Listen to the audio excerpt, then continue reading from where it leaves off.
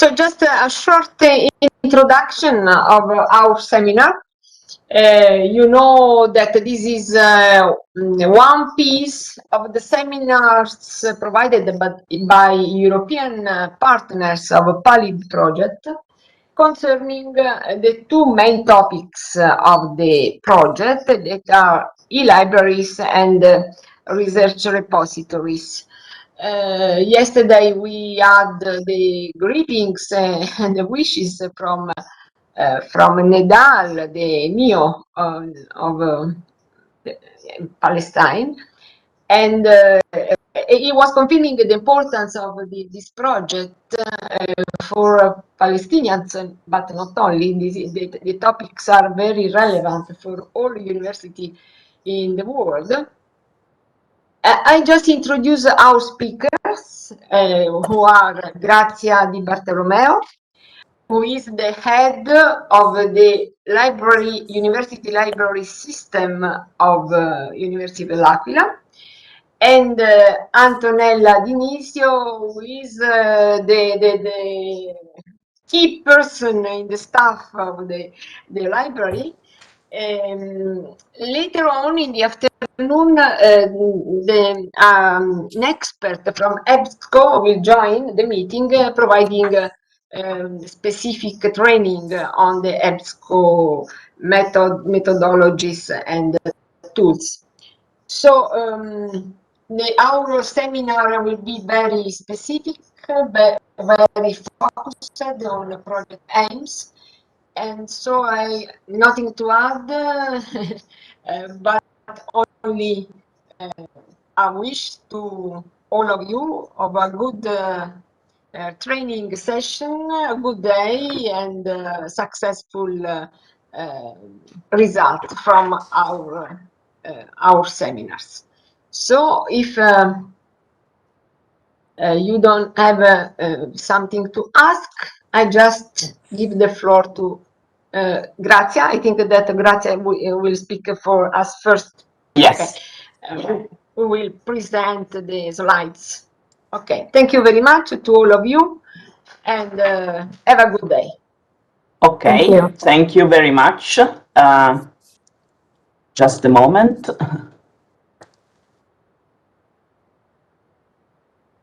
Okay, I'm going to start just a moment, in a moment.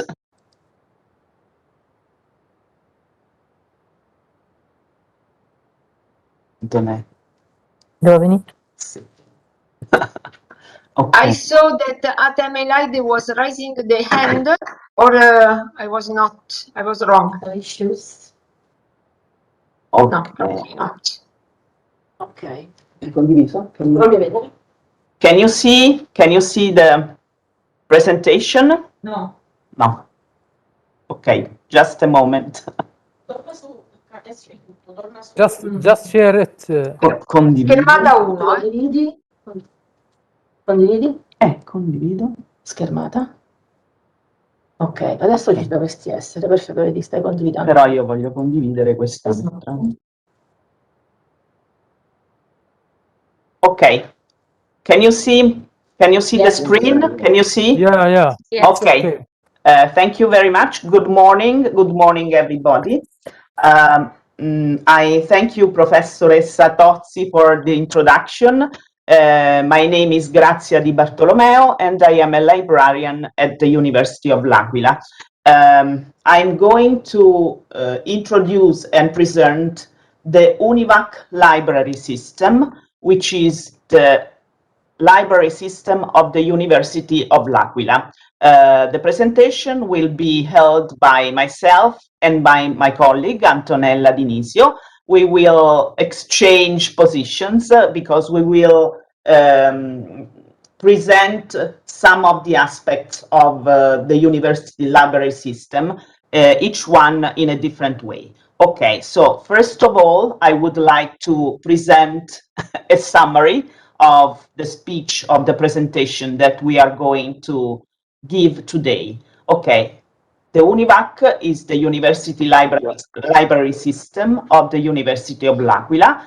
I will give a short introduction. And I will also talk about the evolution in the years of the library system. I will describe the way it is now, and then I will also make reference to Sbn, the National Library Service, which is the network of the Italian libraries to which we belong. Then we will introduce our digital library, the contents and resources of UNIVAC Digital Library. We will also deal with selection criteria and acquisition procedures. We will talk about management and remote access to resources. We will show you our website, our online catalogs. Then we will talk about our platforms and our databases. We will also make reference to regulations and good practices of our university library system. Then we will focus on the library services, the online catalog services, digital lending, document delivery, information literacy, and the help desk. The schedule, we will talk, we will make this presentation, and we propose to have a break at around 11:15, if you agree, 11:15 Palestinian time, and then we will go through the end. So let's start with the university, UNIVAC, the university library system. Okay, first of all, I would like to show you the website of the University of L'Aquila. I invite you, I suggest you to browse our website. It's both in Italian and in English, and you will learn all about all the news about the university, all the data, all the information about the University of L'Aquila. As you can see, we are somewhere here. University, okay, here there is the description of our university library system, but we will go through it. Okay.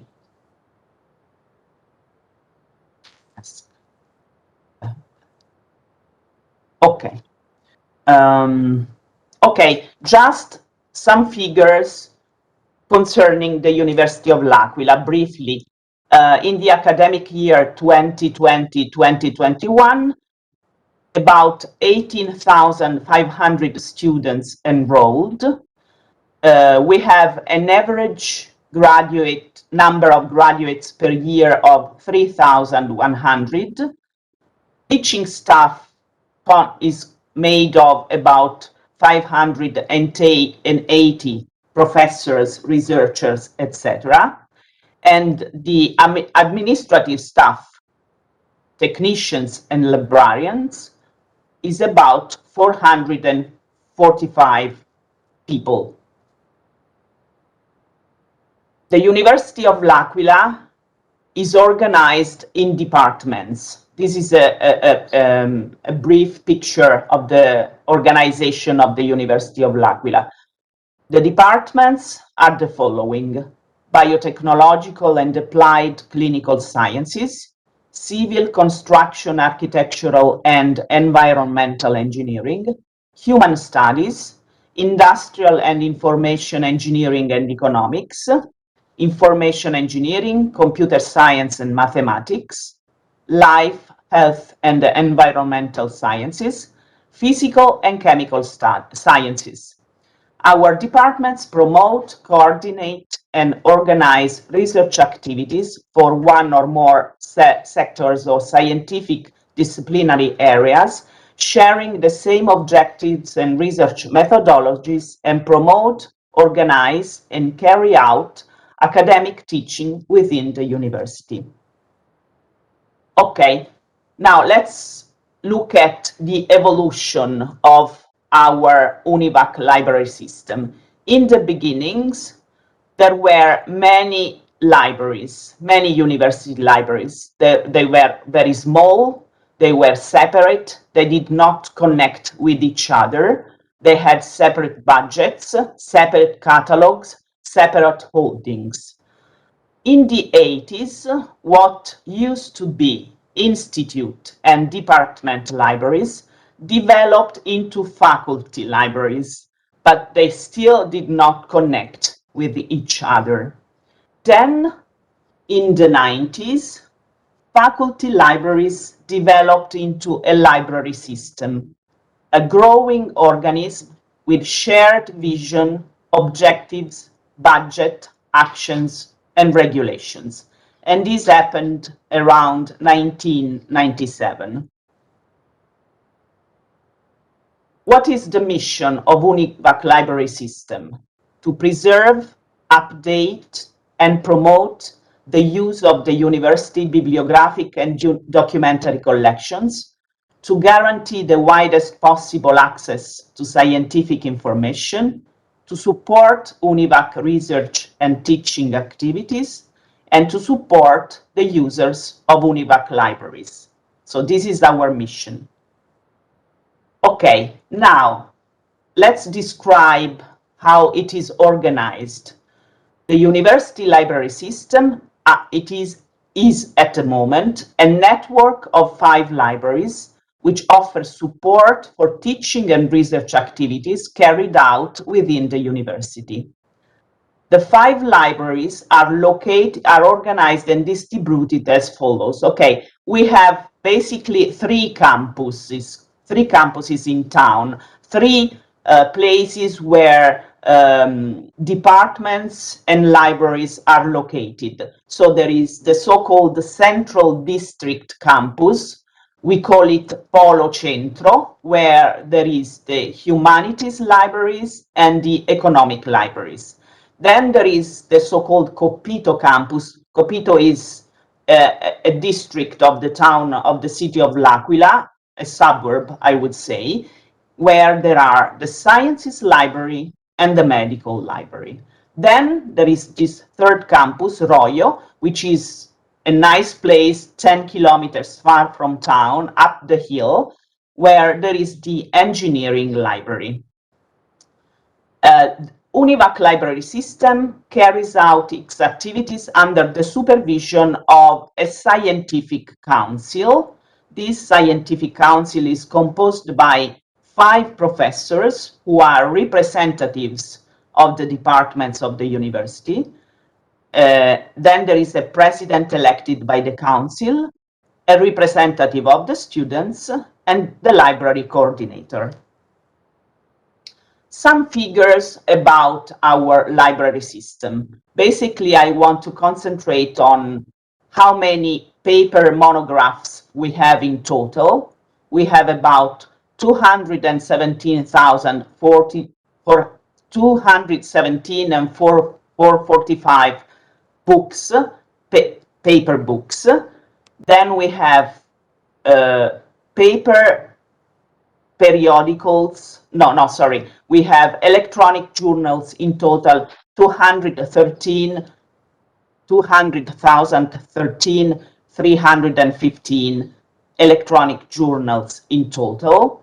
And then we have an amount of books which is 222,164, of which 100,060 are about 160,000 are subscribed, and 61,000 are open access.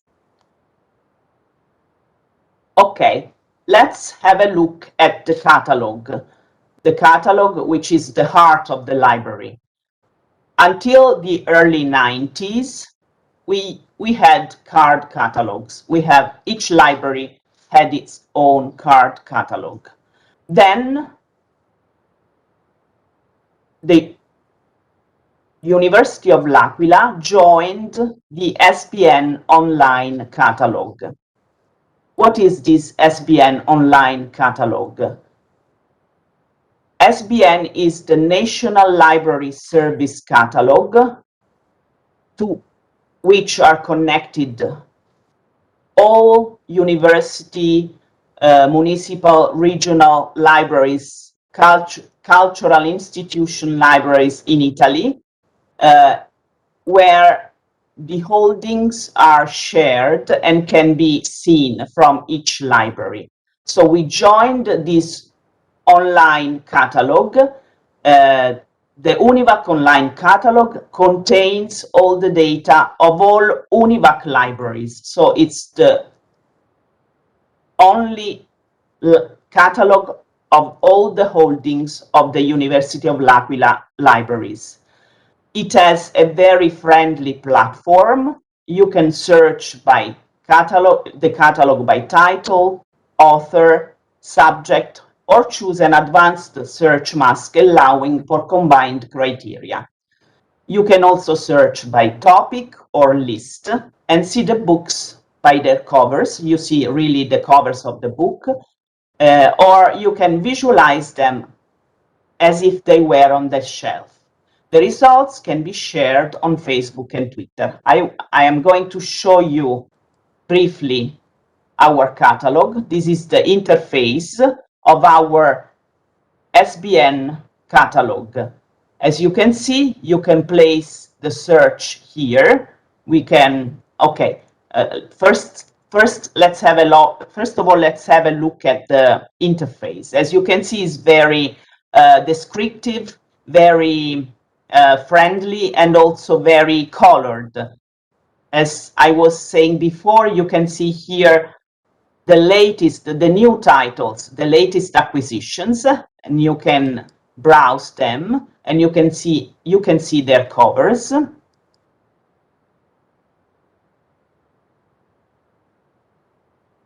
Okay. Okay. Now let's try. We also have a place for news.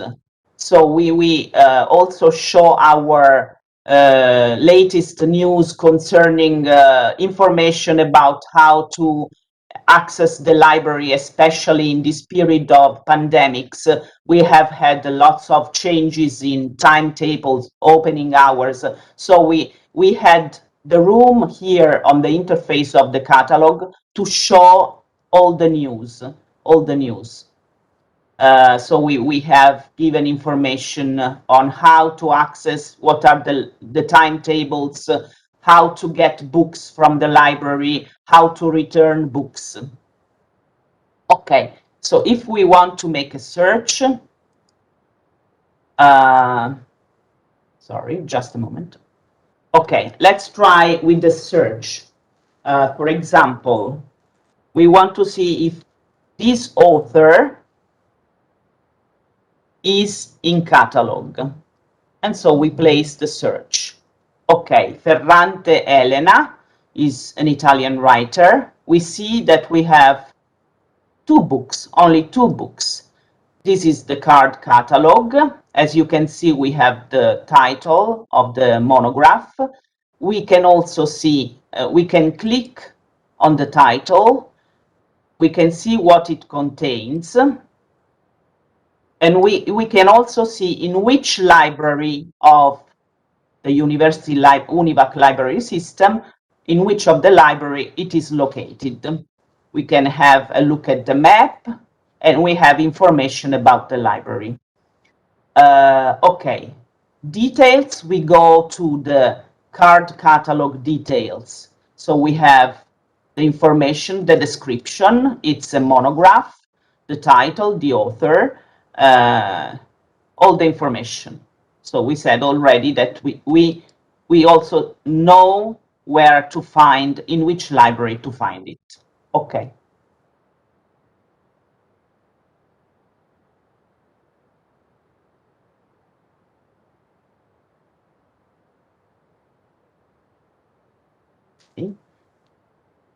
Okay, now let's talk a little bit about the Sbn Catalog, the network of Italian libraries to which we are connected, which we have joined in the 90s. The Sbn Catalog is the collective catalog of the libraries participating in the National Library Service, SBN. Its purpose is to provide services to the users. The SBN OPAC, Online Public Access Catalog, allows users to friendly search the collective catalog of all the libraries belonging to the National Library Service. So let's have briefly a look at this SBN interface. Again, if we want to place a search, let's use the simple search. Go, and we see all the books written by Elena Ferrante.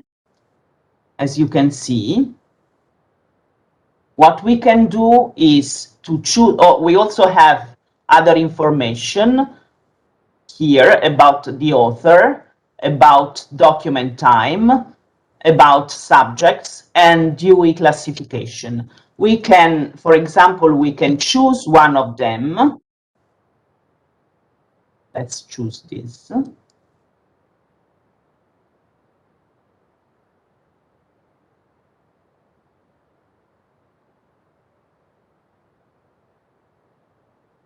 Select and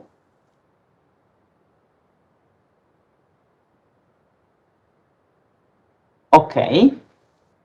We have the description, the card catalog, all the information about the book, and we also have the list of libraries where it is located. So we can choose in which if we want to see in which library the book is, we know where it is located. We know all the libraries which own this book that we have searched. Okay, let's go back.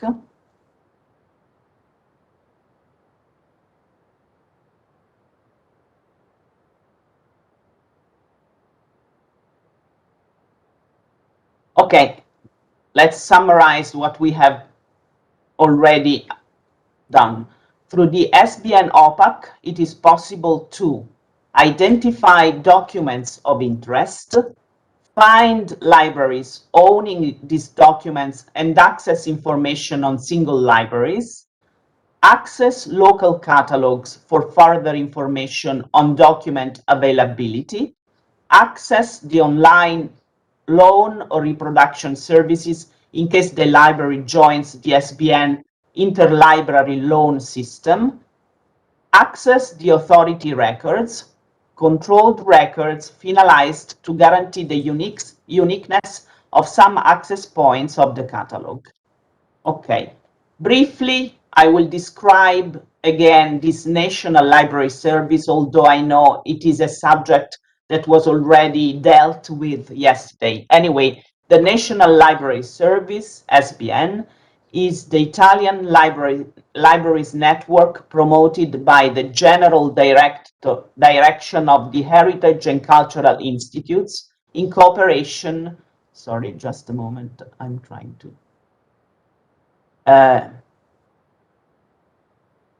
okay, in cooperation with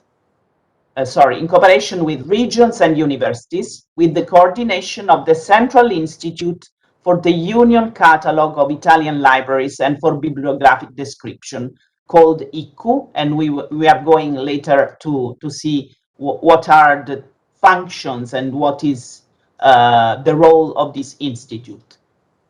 At the moment, about 4,900 state, university, academics, local bodies, public and private institution libraries participate in the SBN. The collective SBN catalog, the SBN index, contains descriptions of documents acquired from SBN libraries starting from the 90s or since single libraries entered the SBN network. Descriptions, book in hand of documents from the 16th to the 20th centuries. Descriptions obtained from catalogs on paper previous to 1990.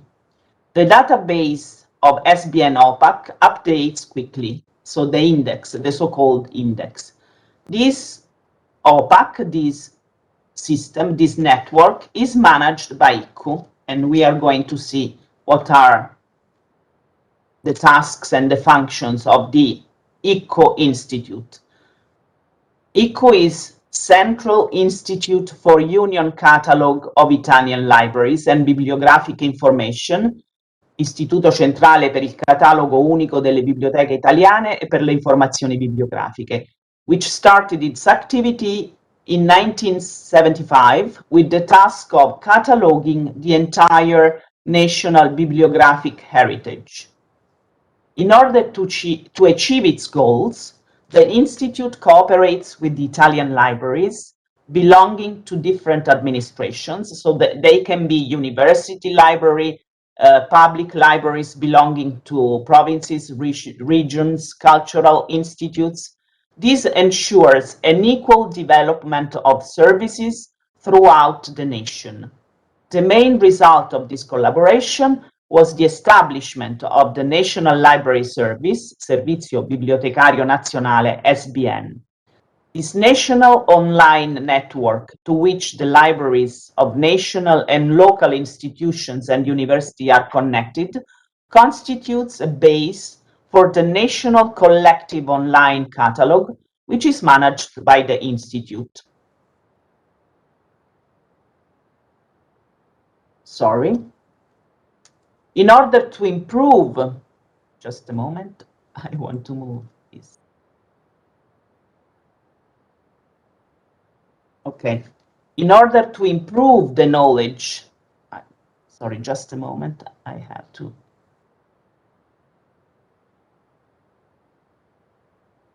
Okay. Sorry, in order to improve the knowledge of bibliographic collections as well as simplify users' access, the Institute promotes and coordinates various databases, among which that of the 16th century Italian editions, the National Census of Manuscripts and Italian Libraries, and in order to support the cataloging activities conducted by Italian libraries, the Institute produces, adapts, and disseminates the standard rules and regulations for cataloging all kinds of materials, ranging from manuscripts to multimedia documents. The Institute carries out coordination functions, while at the same time respecting the autonomy of the libraries adhering to the National Library Service. It also promotes cataloging projects which make use of new information technology. Okay. Now, briefly, let's summarize again what the SBN OPAC allows. It allows searches on the whole Sbn catalog, which are of three types. Simple search, a search that recovers the bibliographic records containing the words entered by the user in one of the following fields: author, title, subject, and classification, basic search, and advanced search. The search single document typologies, it is possible to access by using specific channels. Particular section of the Sbn catalogs are relative to modern books, monographic publications starting from 1831, and journals with no date restrictions, early printed books, monographic publications starting from the 15th century to 1830, music, manuscript music, printed music, music librettos from the 15th to the 20th century, and sound recording, graphic material, cartography. For all types of search, in case of results obtained are too many, it is possible to refine the research, adding further elements of selection. The other catalogs module permits to make, with the same interface, bibliographic searches in other Italian and foreign catalogs, conforming to the international standard Z3950, The module permits to access some predefined catalogs, multi-catalog search, searchable also simultaneously. With the function custom search, the user can configure and search other Z3950 catalogs of which he knows the access parameters. The services the module allows are to access the Sbn interlibrary loan service for the reproduction and remote loan of documents, to visualize the list of the nodes and of the libraries participating to Sbn, to visualize the searches made during a session of work. Okay. Now, I think it's time to introduce our digital library. So I summarize what will be the index of this section of the presentation of this module. We are going to introduce and show the contents and resources. Then we are going to talk about selection criteria and acquisition procedure, the management and remote access to these resources, UNIVAQ website, UNIVAQ online catalogs. So it's my pleasure to give the word to my colleague Antonella, who will describe contents and resources of our digital library. Thank you. Antonella? Thank you. Devi scollegare? Sì. Ok.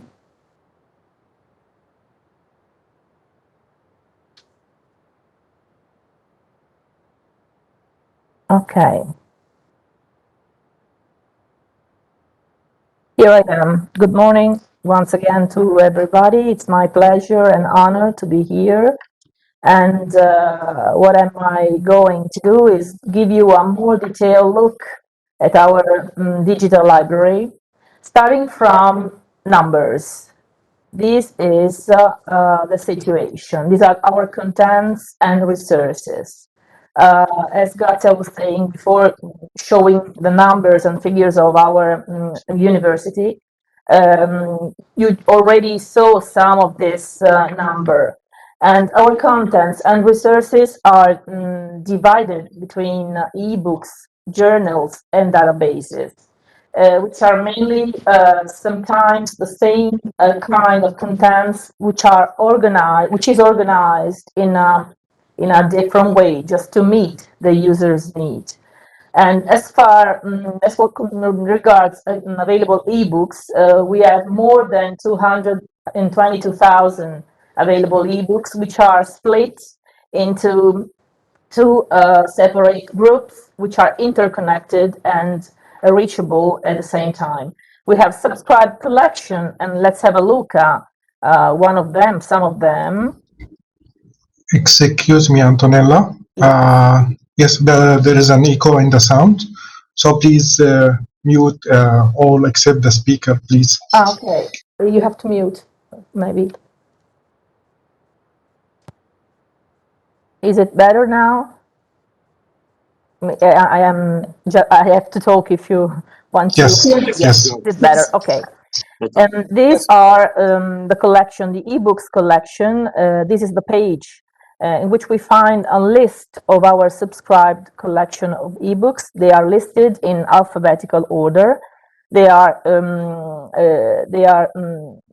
is a brief summary, a brief information about the characteristics and contents of these collections, and we have tried to select and to make available the most different kind of ebooks and cover over all the research fields, always in order to meet the needs of our users.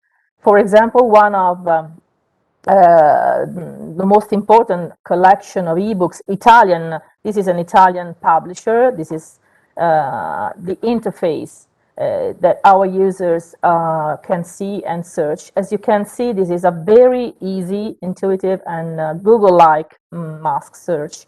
And I am recognized, as you can see here on the right. And so the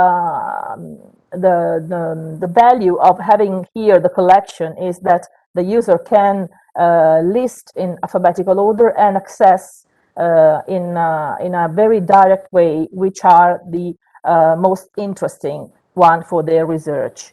And another, for example, as you can see, we have different and many collections.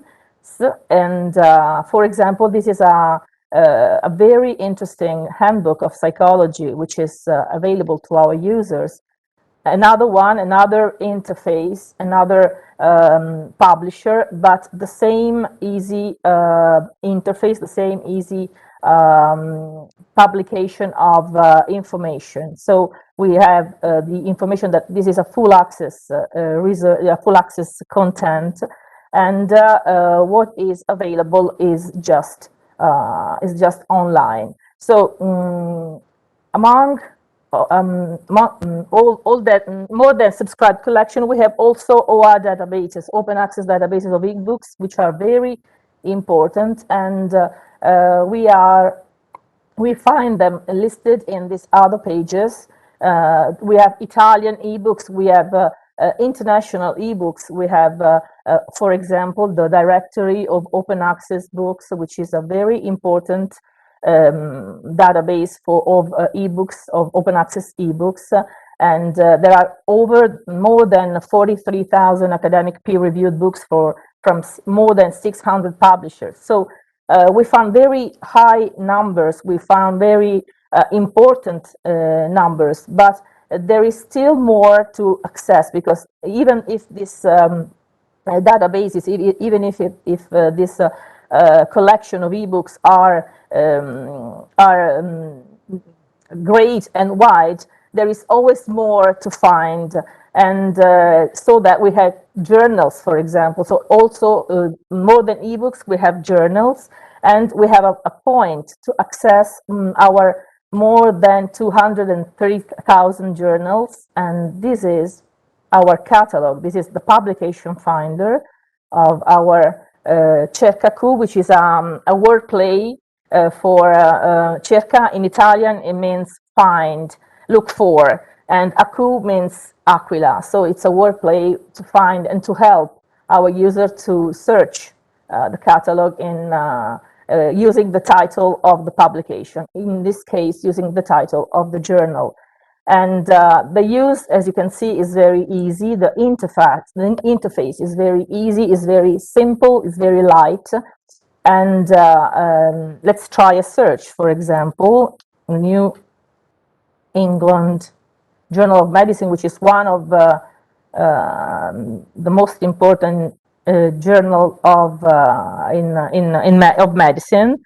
And we have here the information of the holdings which are available to our users. So we have just a simple click, and we are redirect to the site of the journal, and we have the information that the access is provided by Università degli Studi dell'Aquila, and we have all the contents, the latest contents available to our users. So the table of content of the issue index, and we can browse the contents, or we can search if if we need to search a topic or an issue, or if we are finding if you are looking for a particular author or a particular issue.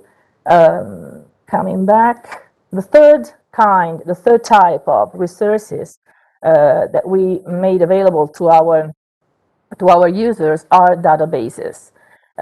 We have more than 200 databases. We have maybe some of the greatest databases available and published around the world, but we have also small databases because they are more technical, or particularly focused on research fields which are not general, but can be very, very useful to scientists or researchers which are engaged in their research, in their particular field. So we try to cover. We have multidisciplinary databases, but also very, very technical ones. And also here we have the difference, because we have more than 92 subscribed databases, and 134 are open access, because in the internet there are many databases, many information which is available, and the real problem is that people or researcher or scientists don't know that there are available information, available databases free for everyone, both full text and bibliographic. So let's have a closer look to the list. And we're starting from the first one is Academic Search Premier, which is an EBSCO database, which, as you can see from the number here, we have more than 8,000 journals, and half of them are available with full text. So we have informatics, engineering, physics, chemistry, medicine, and just in one place. So the research is very fruitful, is very important. But we have also databases which are subscribed, like this one, which is a video database. This is a video atlas of human anatomy, which is a new instrument, a new tool to help our students to study just in more than ever in this period of pandemics, because in last year we have chosen to select to acquire some tools, some databases to help people, to help students and researchers from remote to help to study and to make research, because as everybody in the world, libraries were closed, so the place, the handbooks and the paper material was unavailable, mainly unavailable to anyone. So we try to find new tools to meet the needs, the information needs of our students, for a basic approach to research, but also for our scientists, for our researchers. So, and this is not only, as I was saying, a text databases or a full text databases, but it's a video database. It's a video atlas of human anatomy. And this one, for example, is what I was saying before. It's not a very big database, but it's a very technical one. And it's very useful. It's focused on computer machinery. So the researchers in this field find particularly useful to search this kind of database. So the list, having the databases available, listed just in one place, meet a particular need of researchers that know how to face and to find information collected in this place and showed in detail and mixed, because we found useful to put it together here, just together. Sorry. Both subscribed resources, subscribed databases, and open access databases like this one, for example, because having them in just one place is an added value and make researcher and students aware of their existence. So it is very simple, but I think very effective, because we have only in one place the databases, and just if you look, we still are at the letter A of our list. I'm going slow because otherwise it will be impossible to read, but I assure that the databases available are a long list, and as I was saying before, we try to cover all the fields, possibly all the fields, in order to meet all the research goals of our students and our professors and our scientists and so on.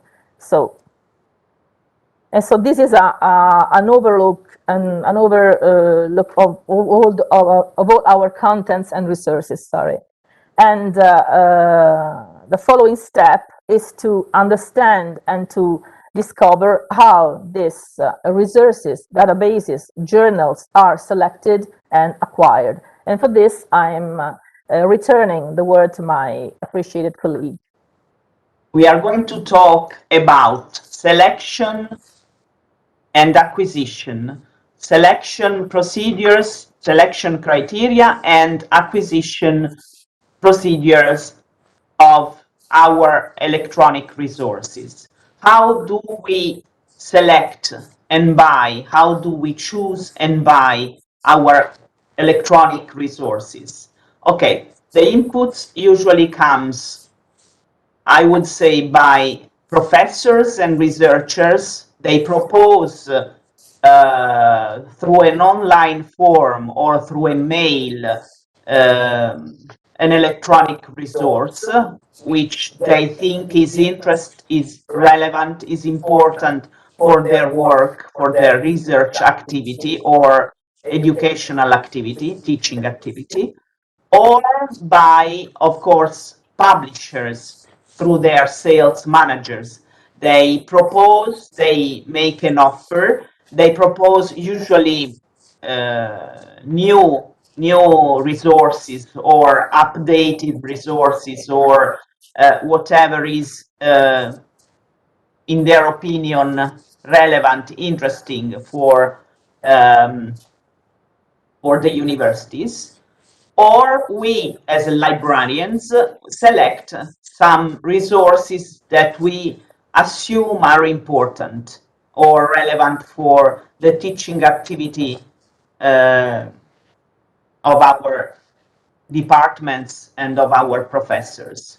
Okay, the second step, we ask a quotation from the publisher or the distributor, and usually we ask for arranging a trial, a free trial access period, during which we can monitor, we can evaluate how it is used, how many downloads, how many views, the way professors or the researchers or even students, users, usually users of the University of L'Aquila have used this electronic resource. The third step is an analysis of the outcome of the trial period, and also we consider the price quotation. We make an evaluation, an assessment, and according to the use, so that the numbers, the figures of downloads, views, and so on, and also according to the cost of the resource, we decide whether we can afford it or whether it's really worth buying it. Okay. Now, what are the procedures for the acquisition of electronic resources and databases? First of all, we have to deal with our national legislation as far as acquiring, buying is concerned. So, according to the cost of the electronic resource, we can do things like, so as I said, in compliance with the national legislation and depending on the cost, we can either buy directly from the publisher or from an exclusive distributor or through an agency, or if available, through the electronic market of the public administration. We have this MEPA, which is the electronic market of the public administration. Or if it is, we are dealing with buying all the e-journals that we subscribe, single titles of e-journals or single or packages of books that we want to buy or journals that we want to subscribe over the years for a period of usually 2 or 3 years, we have to launch a call for tenders to select the agency, because the amount of money to be considered is quite high. We are talking about at least a couple of €100,000, 200, 300,000 euros. And so we have to launch a call for tenders to select the agency which will provide these online journals or packages of books. Okay, there is another way we acquire, we buy, we subscribe, especially electronic journals, packages, and databases. And it is via this body, this organism, which is called CARE, which is the acronym for Coordinamento Acquisizione Risorse Elettroniche, which is a body of CRUI, which is the Conference of Directors of Italian Universities. CARE is a body that coordinates the acquisition of and access to electronic resources on behalf of the Italian universities and research centers that are members of CRUI, of the Conference of Rectors, by negotiating with the main scientific publishers and societies. So through this body, through this organism, we subscribe to usually big packages, important, expensive packages of electronic journals or databases of the main publishers, international publishers, such as, for example, Springer, Elsevier, Wiley, Oxford University Press, Cambridge University Press, really big, important publishers whose packages, electronic journal packages, are quite expensive. So this is a way of acquiring those packages. This body, CARE, carries out a negotiating activity with these publishers.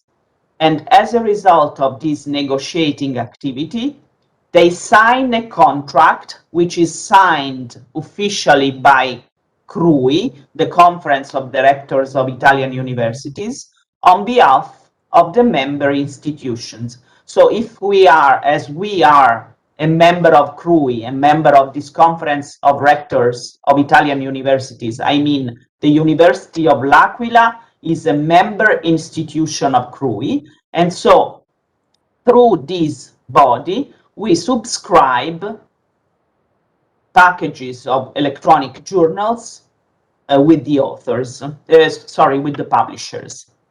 Okay, what are the types of contracts that usually are on the market? Okay, regular contracts with the publishers, for which the subscription formula is read, access the online journals. So basically we subscribe the journals, we pay a subscription fee according to which we can read, access, download the journals. Recently, there is a development of these contracts.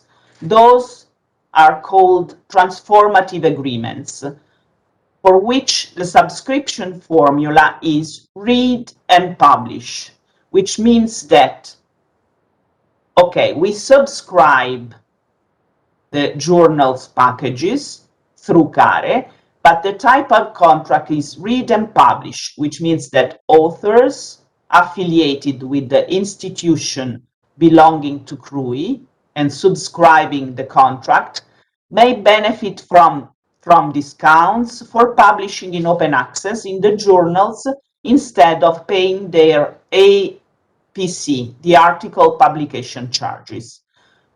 So by these transformative agreements, we can both, okay, users, basically authors, researchers, professors of the member institutions may read and access the publications, and at the same time, since they publish their results of their researches, the products of their research. They publish without having to pay the article publication charge, benefiting from discounts according to this formula of the transformative agreement. So what are the main advantages of subscribing contracts via this body, CARE, of the Conference of Rectors? I would like to emphasize this because there are important advantages. First of all, there is a standard contract which is equal for all the member institutions, which means that the publisher provides a contract which is in its conditions equal for all the member institutions. Secondly, there is a negotiated increased percentage of the subscription fee over the years for multi-annual contracts. Usually, the contracts that we sign, we subscribe and we sign with these publishers are multi-annual contracts because it's a very complicated and time-consuming and complex negotiation with the publisher. So usually this body CARE of the Conference of Rectors tend to sign contracts which are for several years, like, for example, 1920, 1924. So in these years, of course, we have to consider that there is a percentage of increase in the subscription.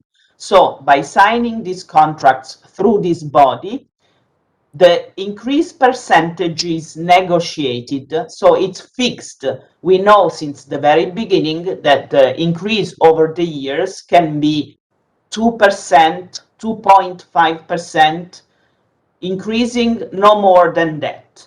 Okay, then there is also the advantage of the opt-out option, which means that during these contracts, which are multi-annual, during the years of the contracts, it may happen that the institution has budget restrictions. So they can communicate that they want to withdraw from the contract. So there is the possibility to opt out, to withdraw from the contract. And this without paying any penalties.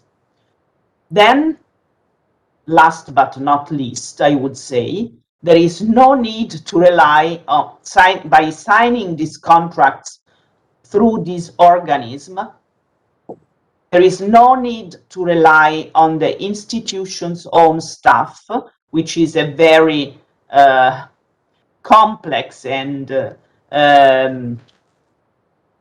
discussed issue, or on the procurement office for the acquisition procedures.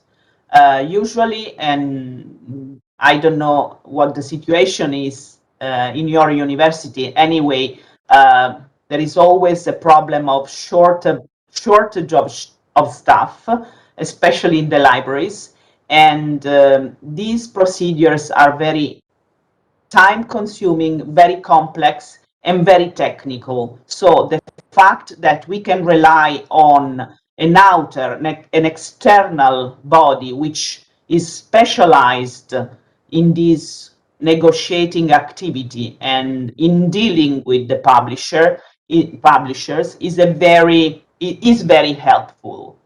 Is really very helpful. Also because we know that contracts dealing with ebooks or databases or e-journals is quite different from contracts dealing with other kinds of goods or other kinds of services. Okay, now I would say it's 10:15 approximately. I would suggest, if you agree, to take our break now and to resume the presentation with always dealing with digital library, but this time with the issues concerning management and access, remote access of the contents and resources of digital library. So I suggest to make a break about half an hour, 20 minutes, half an hour, and to resume our presentation in about half an hour. So if you agree, let me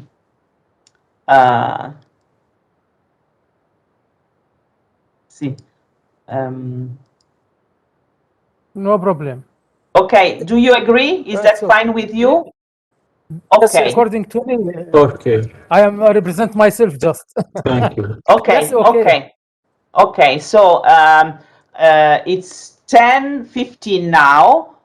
We will see and talk again and see you again in half an hour. So it is 10:15 here in Italy, but it's 11:15, right, in Palestina. So Yes.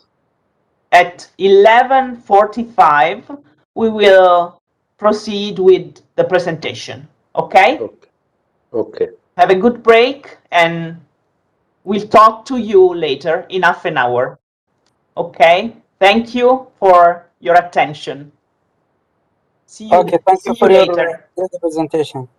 We really hope you are enjoying our presentation. We try to be as clear as possible because the things to say are so many, and we realize that we have to be simple and straightforward to be of some kind of help. So we hope that you are enjoying, and if you have some questions or some doubts or some need of information, you can write it down on the chat at the end, or even maybe it's more it's easier to write it down if something is not clear, or maybe you're invited to make a question or to ask for information, for more information. So we start again, and I'm going to show you how we organized our resources in the pages of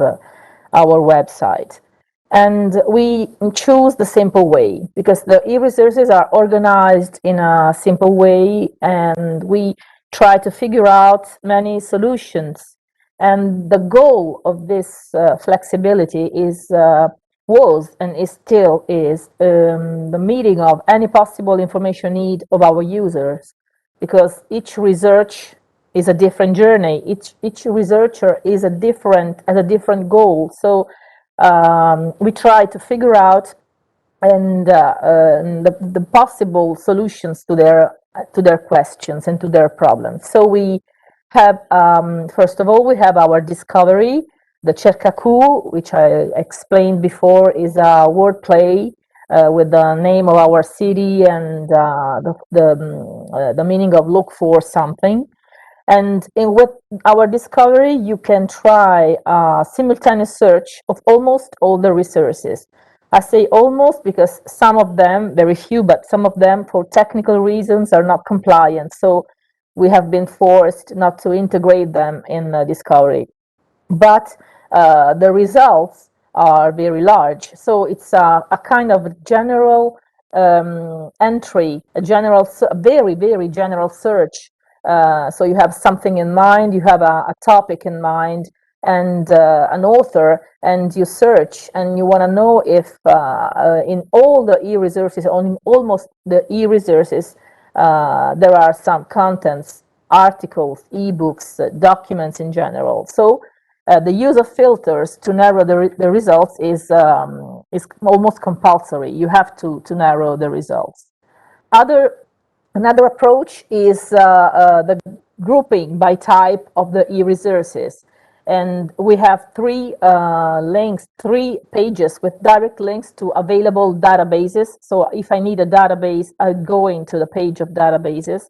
If I need to find a journal, if I need to know if my library has subscribed a particular journal, I'm going to the direct link to the publication finder, then I will show you later. And otherwise, if I'm going to find, if I need an ebook, I'm going to go to the group, to the page of ebooks. So this is a kind of approach based on the type of e-resources the students and the users need to search and need to find. Then we have the option of open access resources gathered by type and research area. So if our users want to know, in particular, just the open access resources and find and search for a particular kind of e-resources, which is open access, it is a direct link also and only to open access e-resources, divided and grouped by type, that is to say, search engines or ebooks or institutional archives, or even grouped by research area, meaning the difference between humanities and social sciences or technical databases and e-resources. Another option we have chosen is to group the e-resources by academic field. So if our users, if our researchers need to know all the resources without making differences between the type of resources. So I'm not interested in finding a journal or an ebook or a database, but I am a student in humanities or in engineering, and I want to know what is available in that particular field. So I'm going, and I will go to the page of where I will find all the resources for engineering, for example, which can be useful to my need. And last but not least, an A to Z list of all the available e-resources. So there is a very, very long list in alphabetical order, where you can find, where our users, authorized users, can find all the resources without difference of type of field or open access or subscribed resources. And there is a complete list of all the available e-resources. So let's have a look at this page. And so you can see that the first thing you see, the first invitation is that of Cercacu, because we have discovered in all these years that the first and basic research of all of the main part of our users, which is students, first of all, is a general research on a topic, a general research on an author, for example. So it is a very wide list of results, but it gives an idea of what is available and how can you have it when you search with our discovery.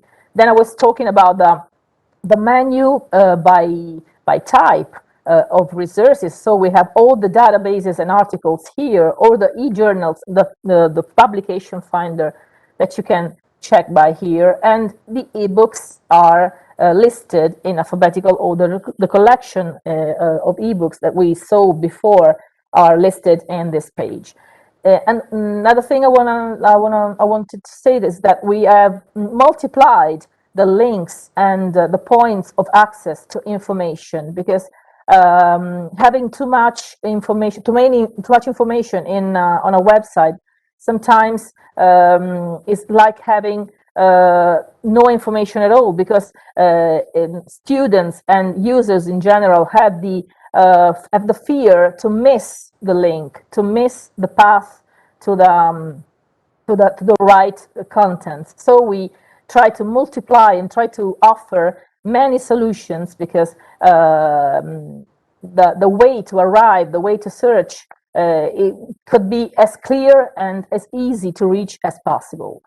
Then, as I was saying before, we have open access resources grouped by type or by fields of academic fields, sciences and technology. So we have NSA, for example, database. But that is to say that there are so many interesting resources which are open access in the internet. The ebooks, the OA ebooks are here, and then we have what I was saying before, the list of e-resources grouped by fields, by academic fields of interest. So regardless of type of resource, for example, here we have all the e-resources for students, researchers, and scientists of engineering, and engineers, sorry. So this is everything, almost everything that we have to offer, and we make available to people and researchers and students who are involved in engineering.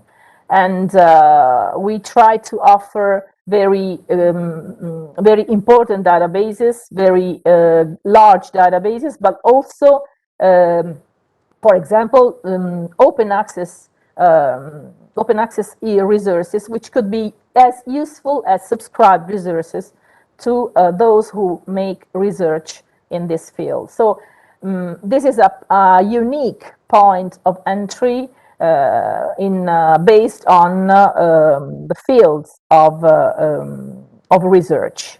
And as I was saying, the last thing is an ASA index. So a total list of all the resources, also in and always in alphabetical order, of all the resources that are made available to our users, with all the information, with all the possible information and support and assistance that our users can ask for better use and better access and download and exploit the resources that are made available. So as you can see, we have physics databases, juridical law databases, medicine. So we try, as I was saying before, to cover all the possible fields interested for the researchers and students of our university, of our university. So the next step is to discover how our user access to this content. And the main thing is that they all access by EP, by Internet Protocol, and they use when in campus, their institutional credentials to log in to the Wi-Fi network of the university. So they are recognized by the system, by the server of the university, and by the platforms and sites of the e-resources, and they enter as authorized user quite seamless in a very easy way. And it is very easy to use this kind of way to access to e-resources, because it would be almost impossible to supply our thousands and thousands of students and also professors and researchers with personal credentials. So the access by IP is quite a very well-known tool and easy to use. Everybody who is part of UNIVAC has institutional credentials, which are given, for example, also to guest students, to guest professors. So if you are affiliated and you are part of the university, you are given these credentials, and you can use them to connect to the network, to connect to all the online services that the university wants and would like to offer.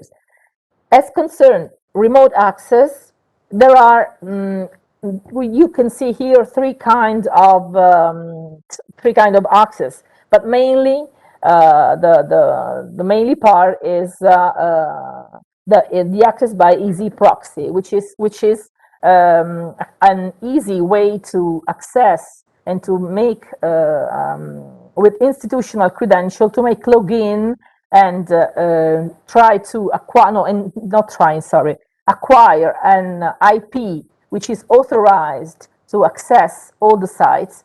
And just having your institutional credentials, you can log in and access the resources as if you were in campus. So it doesn't mind, and it's been very useful, and it's always been very useful, but especially in last year, when in this period of pandemics, that our users, our researchers, and our students could access the resources from home at any time they wanted to connect. So the only thing they have to do was to connect to the proxy, and we are going to see how easy it is. You go to a page with all the information, the basic information, insert the credential given by the institution. I'm inserting mine.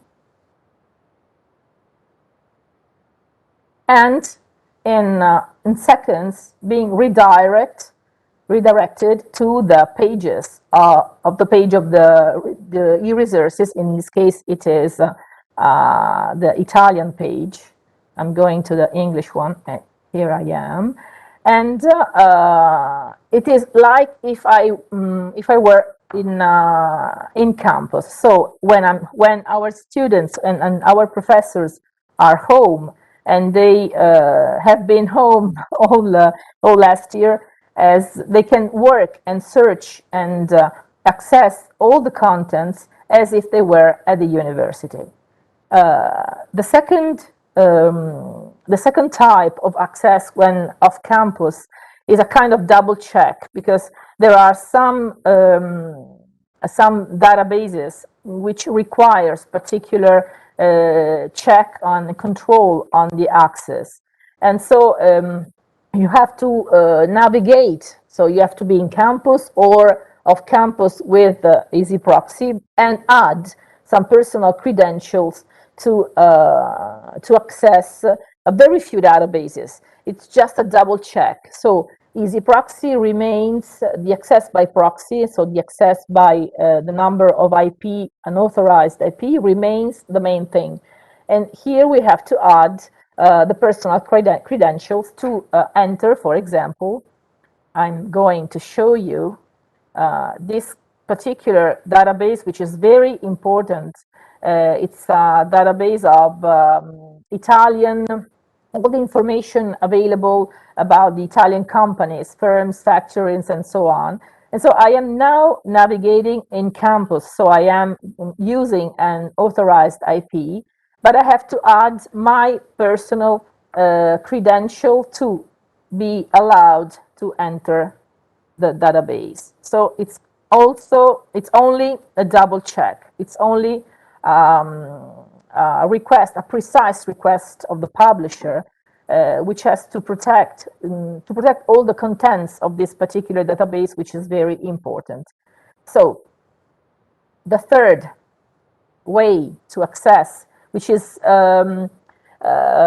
which regard is focused on a few resources, but they can be important, is the use of library credentials. There are few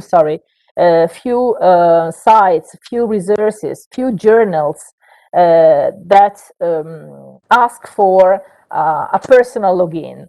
The reason can be a technical reason, because there are small databases or small journals which have gone digital in the last few years, have not chosen to be accessed by EP, or if by choice or by any other reasons. There are, for example, they can be accessed only by credentials which are personal credentials. So the way we have chosen to protect this third kind of access is to ask our users to contact us by email and ask for these credentials. So we cannot do more than this. So we know who we are giving the credentials to. We know that they need them for their research needs,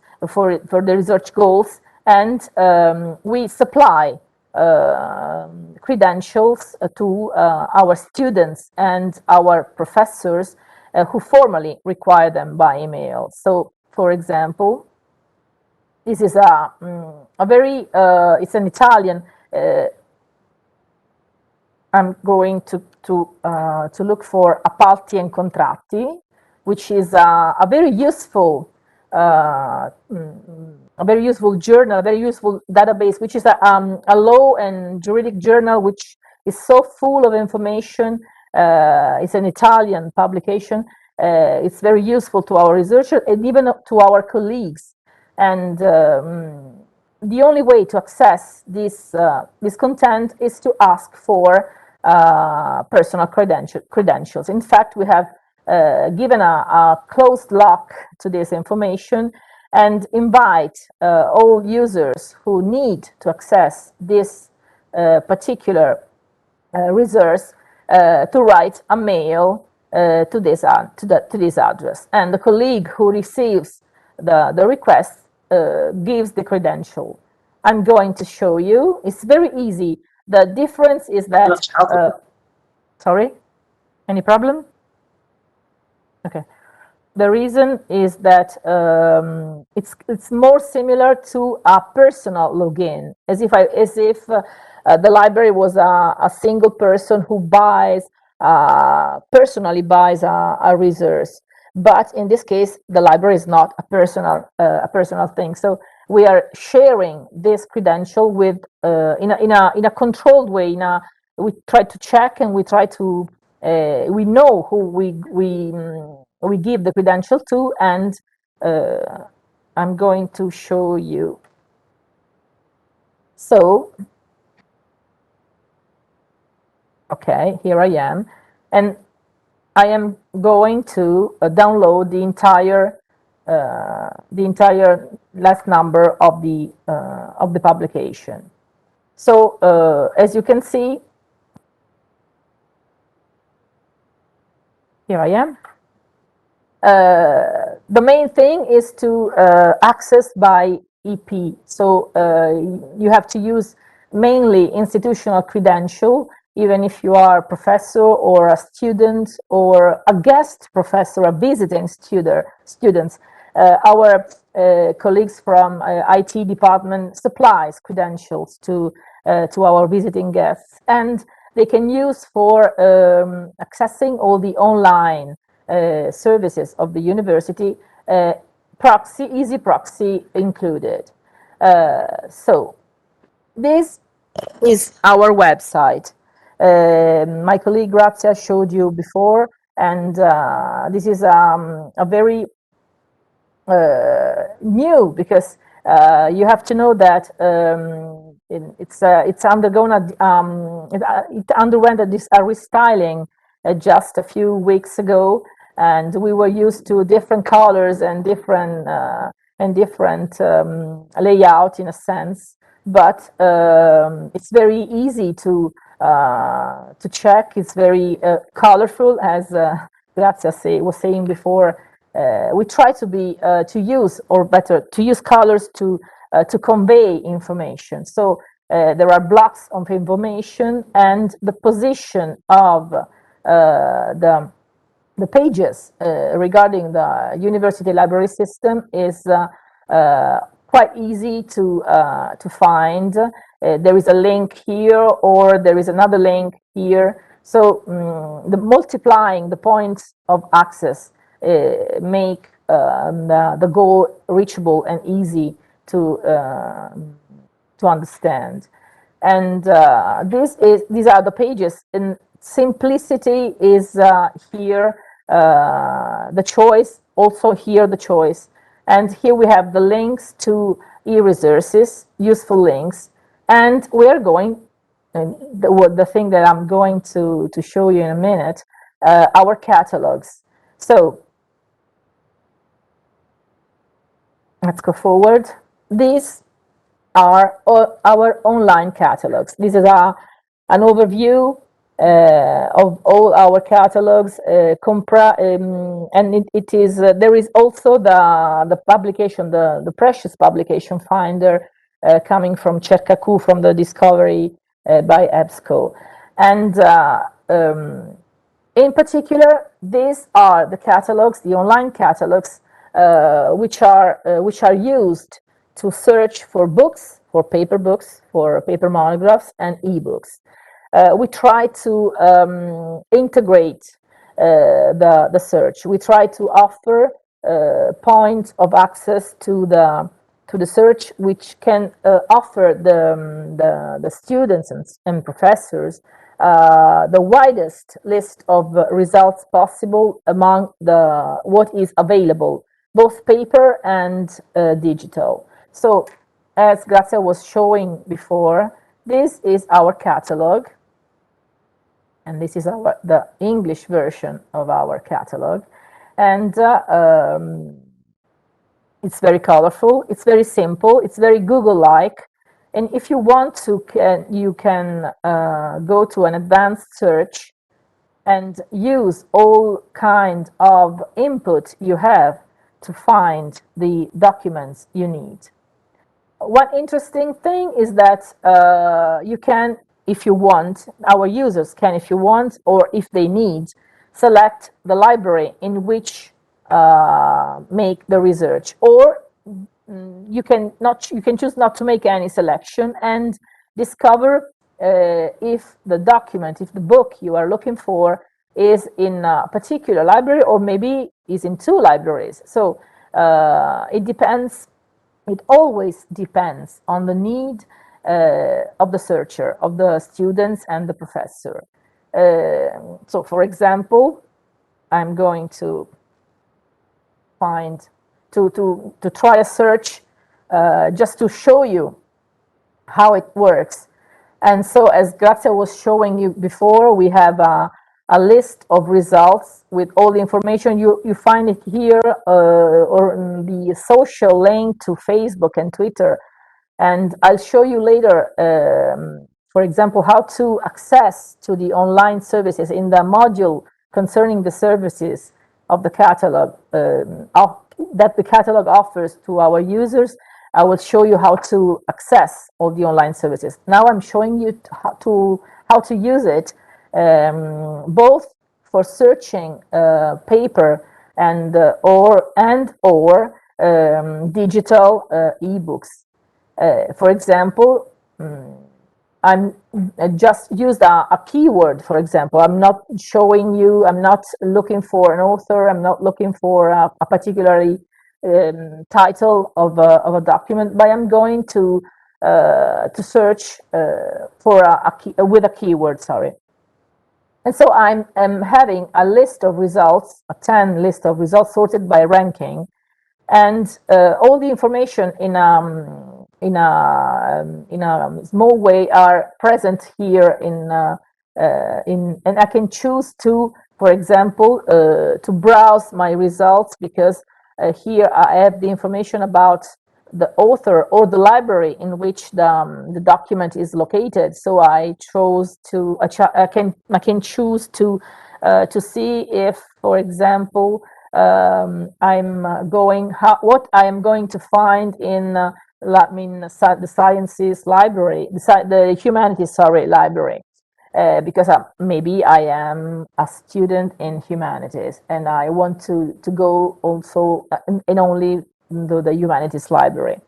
In this case, I found 3 ebooks. So my research, the results of my research, in this case, gives back an ebook. So it's what I was saying before. We try to multiply the points of access to our collection. So I showed you before the page in which you can find the collection of ebooks, but you can reach for ebooks even if you search in our catalog. So by multiplying the occasions and the chances to find what you're looking for, we hope to give a better service.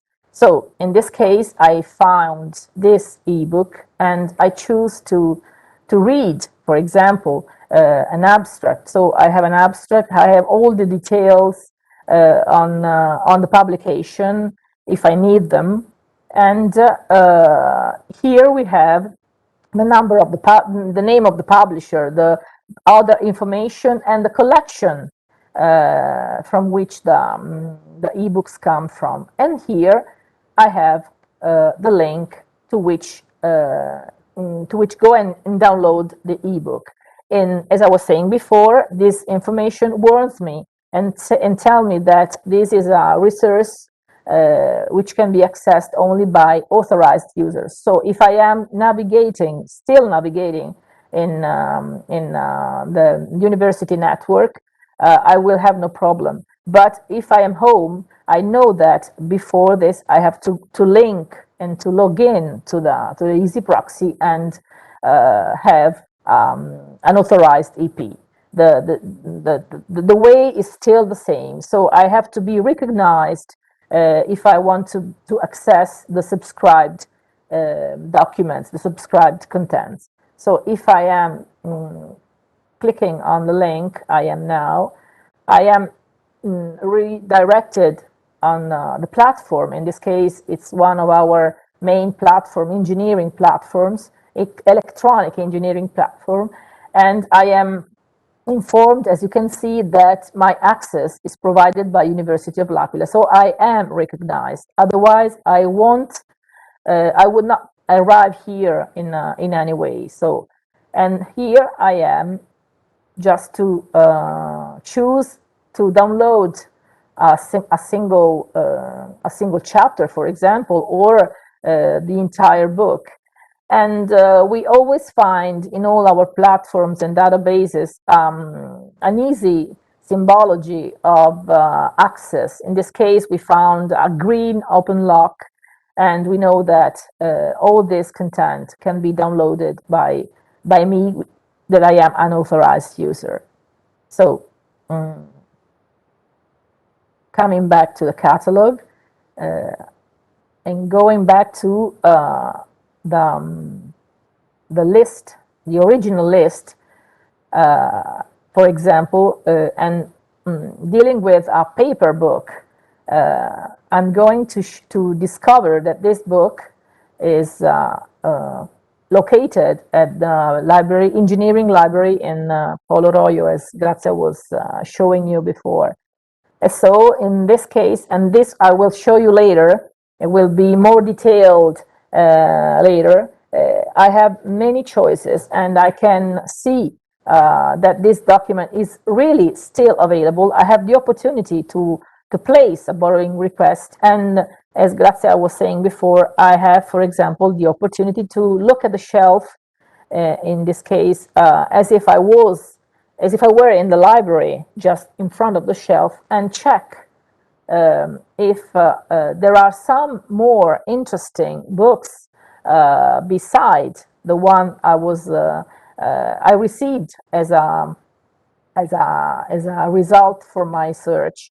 And so I can pretend, I can simulate that I am in the library looking on the shelf. This is very nice. This is very easy, and we found that ebooks have their own covers, and if they are the newest one, because books that are coming from, that are older than 20 years or 30 years are not provided with a cover. We try to work on the catalog and supply, for example, manually covers to the books in catalog, but it's a very great job, because we know and we like that, and we see that having, for example, in this case, the possibility to look at the shelf, at the virtual shelf, can help the student to discover some other books that she or he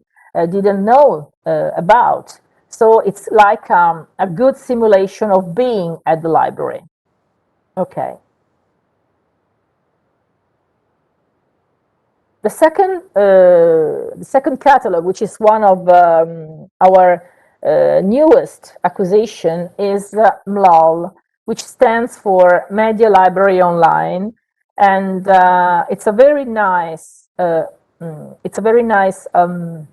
catalog for digital lending. It's a platform which in the last year has been very useful to our users and students in particular, because here they find a large collection of ebooks and the opportunity to access to digital lending. So as I was saying before, in this last period of pandemics, being able to offer and to replace in some kind to fill a gap because our students and professors could not come physically to the library. We try to supply and we try to fill the gap of not being able to borrow, to lend physical paper books, and so we have searched for some new tool to supply and to offer our users and our researchers new information, new documents, and new ebooks. And this was one of these. And it's very nice and it's very easy to access. Also for MLOL, which is, I repeat, Media Library Online, the access is granted by institutional credential, and it's very, very easy. It's just a click, and I'm here. This is my log. This is my place. This is my space. And as you can see, the contents of this catalog are huge. We try to customize it according to our needs, because this is a very articulated databases, which has been adopted, for example, by public libraries. So they, for example, have made different choices in selecting their collection, and we try for what concerns our needs to customize it according to the needs of our users. So for an academic stuff, for basic research, for basic needs, or even for academic information and research. And so, as you can see, we offer, and the collection available are all, the ebooks available are more than 23,000. And there is a huge open section which came with the database, which is not only consists in ebooks, but also in music, in audiobooks, in images, in journals. So it's a very large database, and we offer to our users.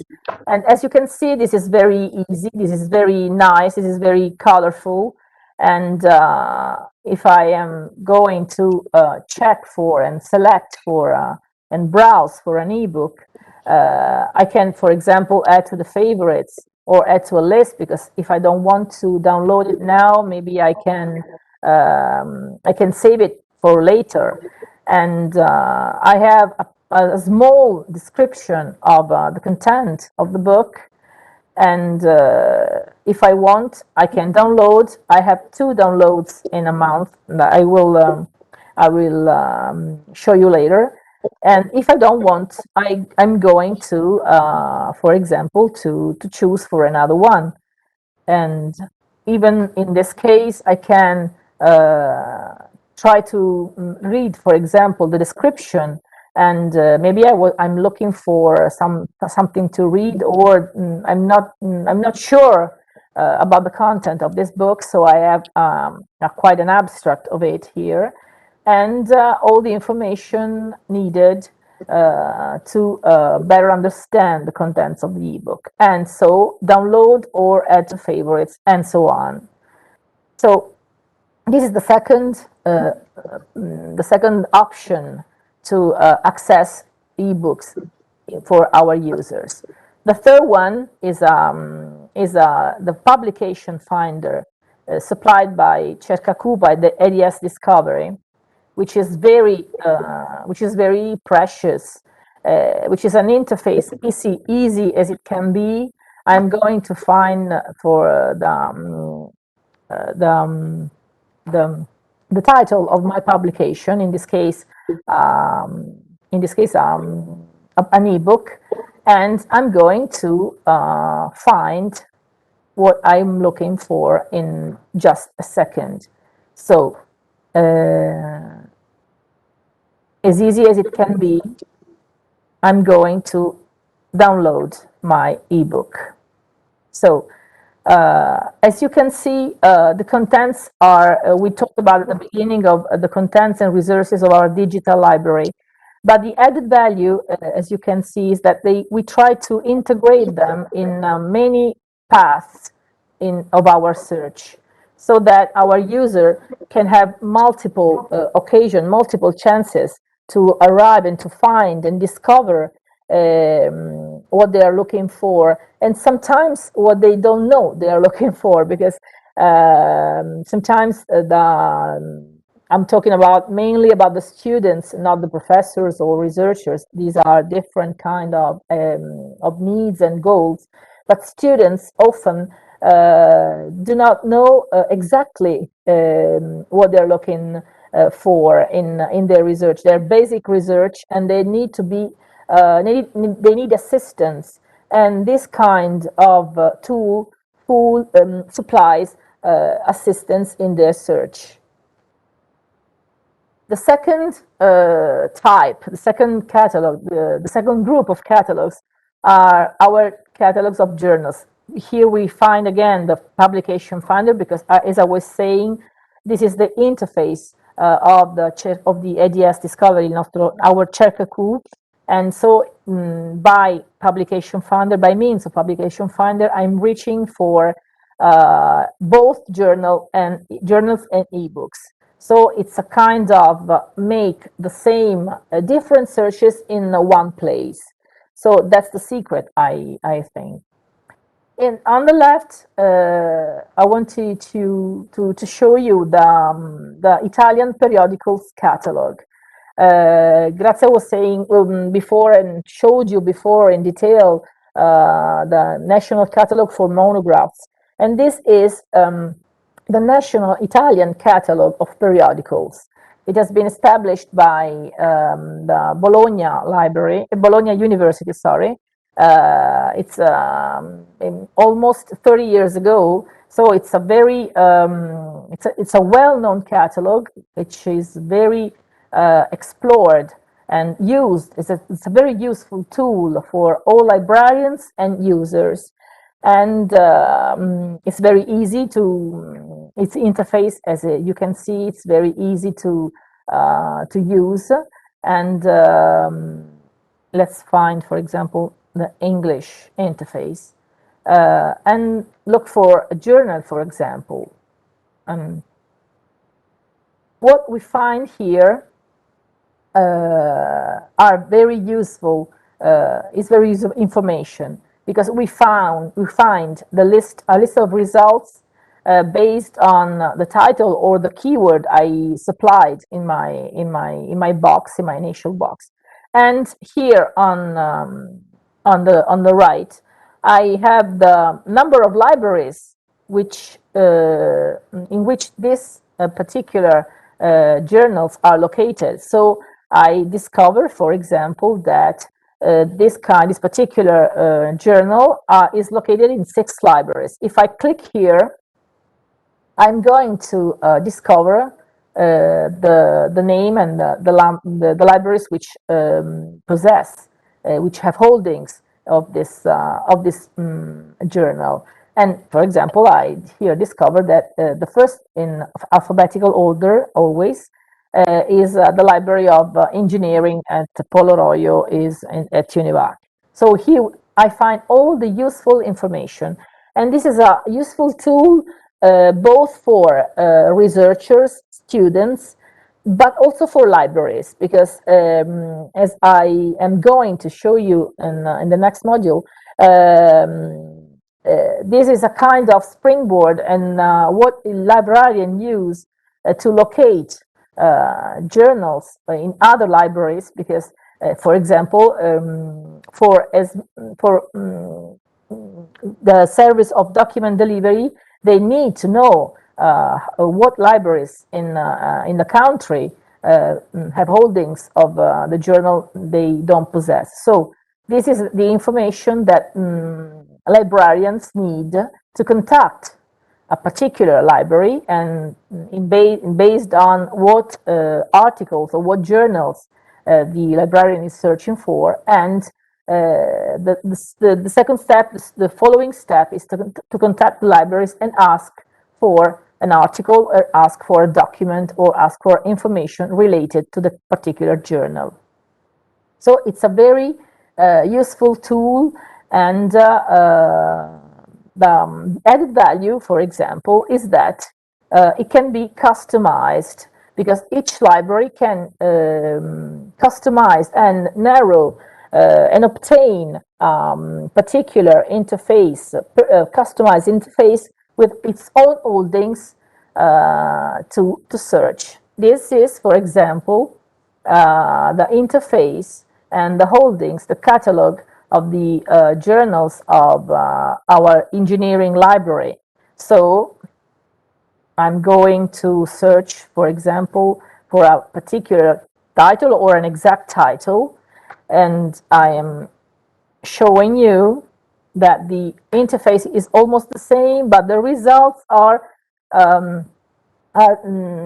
slightly different, because what I obtain is just the information of the holdings of my own library, of the engineering library. So I'm going here and show and obtain and see the information about the holdings and all I need to know to contact the library, all I need to know to obtain access to this kind of journal. If I'm not satisfied, for example, for my research, from this research, and I discovered that I was looking for a particular year, and discovered that my library does not have access, does not have a journal of that year. For example, if I'm in this case, if I needed a number from the year 1977, I could not ask for it to my library. So in this case, the catalog sends me in the whole national catalog. So here I'm searching in my engineering library at the University of L'Aquila. But if the result does not satisfy my research, I can go and I can be redirected and do the same research in the whole national catalog and discover how many libraries in the territory, over the territory in Italy, possess that particular journal. And for example, in this case, it depends on the year, it depends on all kind of development and evolution of the title. In this case, I can discover that this particular title is possessed by more than 150 libraries. So it's a very important journal, and the possibility to discover if there is a particular library which possesses that particular number, that particular year I'm looking for, is just multiplied. So I have many occasions, many chances to find what I'm looking for. So we can go from our own library, our own catalog, periodicals catalog, to the national catalog, just in one click. And then the publication finder, I've already shown you, but I would like to just simulate and offer another search. For example, if I am for example, just try to better explain the integration I was talking about among platforms and titles. For example, if I search for this publication, which is a journal, I discover that there is there are three possibilities for me. There are three chances to obtain the full text. And this is the direct result of what Grazia was saying before when she was talking about acquisition and all the procedures. And the fact that we are acquiring packages of journals. So this multiplies our chances because in this case, for example, based on the packages we have acquired, we have subscribed, this particular title is can be found and is available on 3 platforms with different years. And in general, the platform of the publisher is the one which offers the full access to the last number, to the ultimate number published. So if I need, for example, to find a particular article of the last number published of 2021 of Greece and Rome, I just have to click on this link because the holdings go from 2001 until today. JSTOR Arts and Sciences and Literature Online offer an archive opportunity, which can seem a duplication of chances, but it's according to me, it's a richness because sometimes we all deal with digital tools and sites and platforms, and not always everything works. So maybe there can be, and as it has been, a particular moment in which, for example, the Cambridge Journals platforms could not work, but our users and research and professors can access, for example, the other 2 platforms to obtain the article they needed if they are available logically. So just one click to be redirected to the platform of the publisher. And once again, it's all very easy. It's all very simple and understandable. Before we found the open lock, the green open lock, here we find another kind of symbol, or in this case, just a message. You have access, this is green, this is okay, you can download. So this is even easier than the other example. But the trend of all the platforms and all the sites is that of making things easier, as easy as possible, as understandable as possible. So that the researchers and students can directly have the information they are looking for. So if I am redirected on this platform, I know at once that what I'm looking for example, from volume 1 in 2021, can be accessed. I can download what I need. So it's very easy. Other catalogs, other online catalogs that we offer to our users are the catalogs of the thesis, the degree thesis.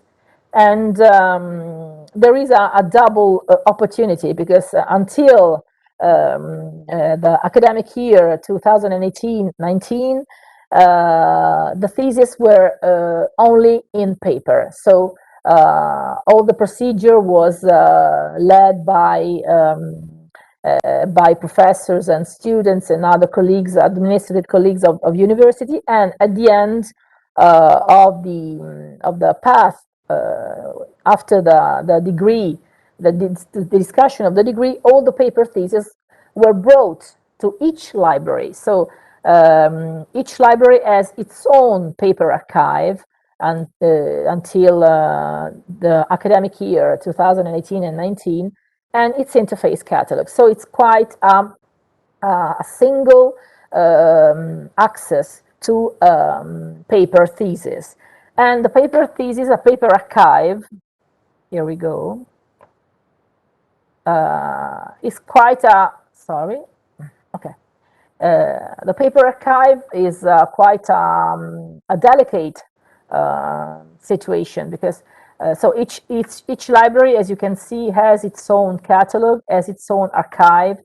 And I was saying about that this is a delicate because we have to protect the rights of the author. So all the theses can be consulted, and there is a module that students and professors who wants to consult thesis can fill in. And starting from in the last years, even paper theses that come to our libraries where we have the information if about the author, if they were they could be consulted or they cannot compete, or if the author did not authorization to consult. So it's kind of delicate because we have the paper thesis and we must be very careful for the consultation. On the other hand, the new, because starting from academic year 2018, all the procedure and all the documents, so all the theses of our university have been produced and archived in a digital form. So there is a brand new catalog, which is UNIVAQ, which is still again a wordplay between the word thesis and aku, which we like so much.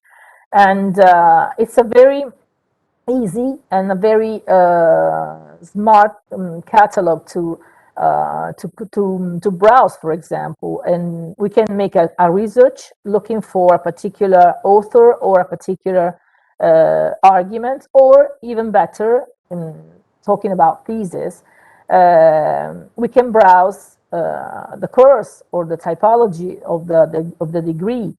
And in this case, we have provided for the protection of the rights. So all the theses, most of the theses have been authorized to consultation, but they can be consulted.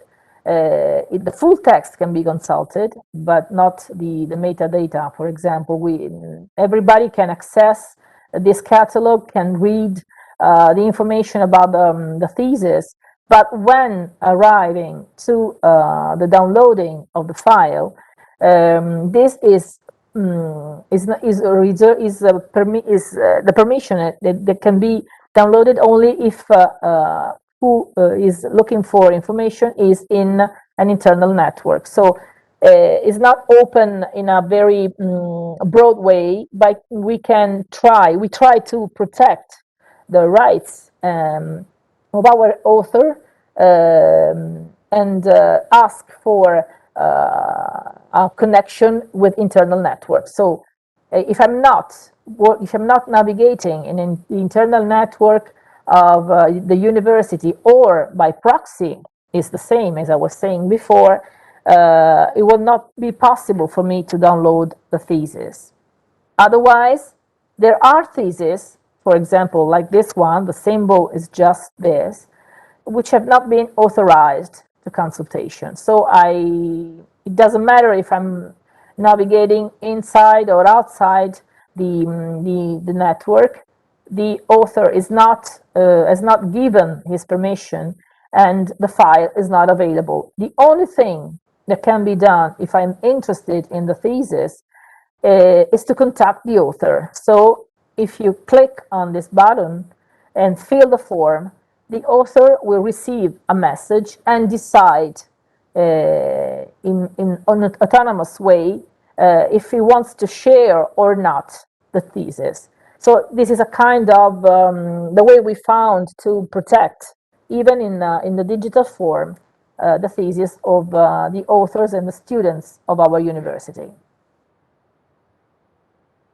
And we have arrived here once again, but in a very deeper way, to the platforms and databases that we offer to our users.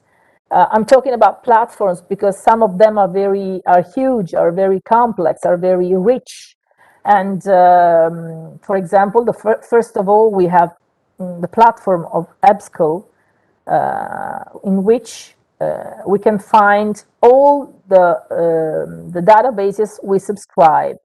And the added value in this case is that I can select or deselect, in this case, select, and make a research and do a research in all the databases of EBSCO, or 1 or 2 or 3.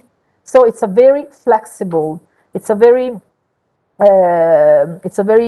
useful tool, because I can modificate, I can access the information I need, and I can choose one database, 2 databases, or even more, and do a research. For example, I'm trying to select all, for example, and arrive to the interface that we already knew.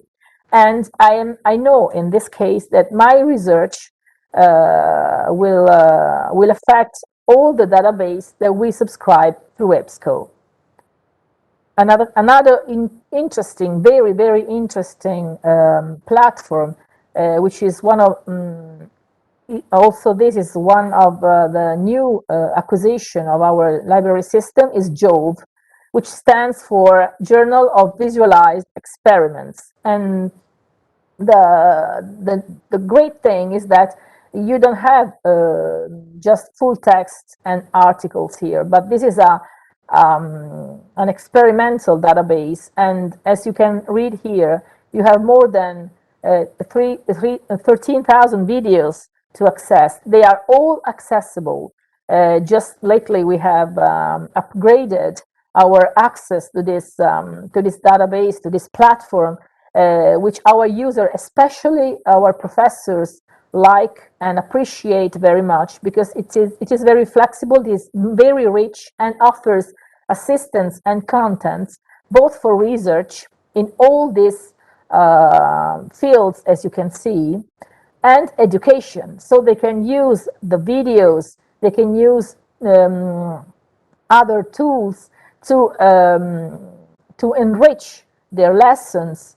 They can embed videos, they can use all the contents in their e-learning lessons. So it's a very useful, it's a very rich, it's a very articulated and new platform, which I repeat is very appreciated, especially by professors and researchers. So it's a kind of second high level database, just for research, but not for students. The students in this case are receiving the benefits of this database through the lessons of their professors and assistant or researchers. Another interesting platform is maybe the most important, and which is Science Direct by Elsevier. And also here we have a very easy, a very clear interface, and it's we can say that Science Direct is we cannot say the most important, but surely the most articulated, the most expensive, as I can see, I bet I can see.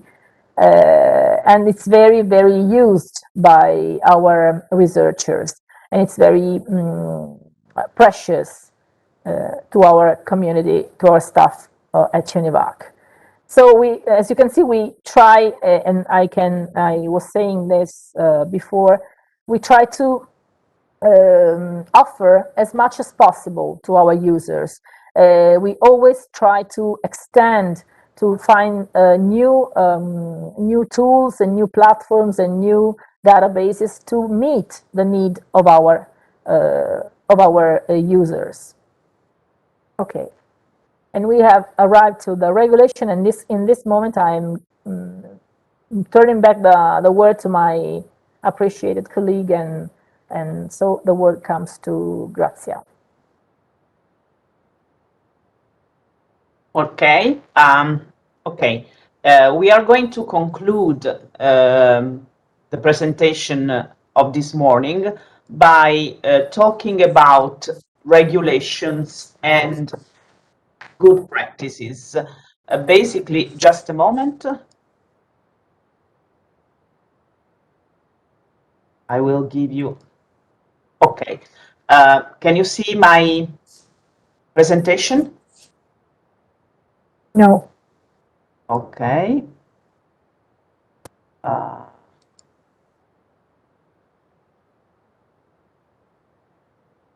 Now, can you see it? No.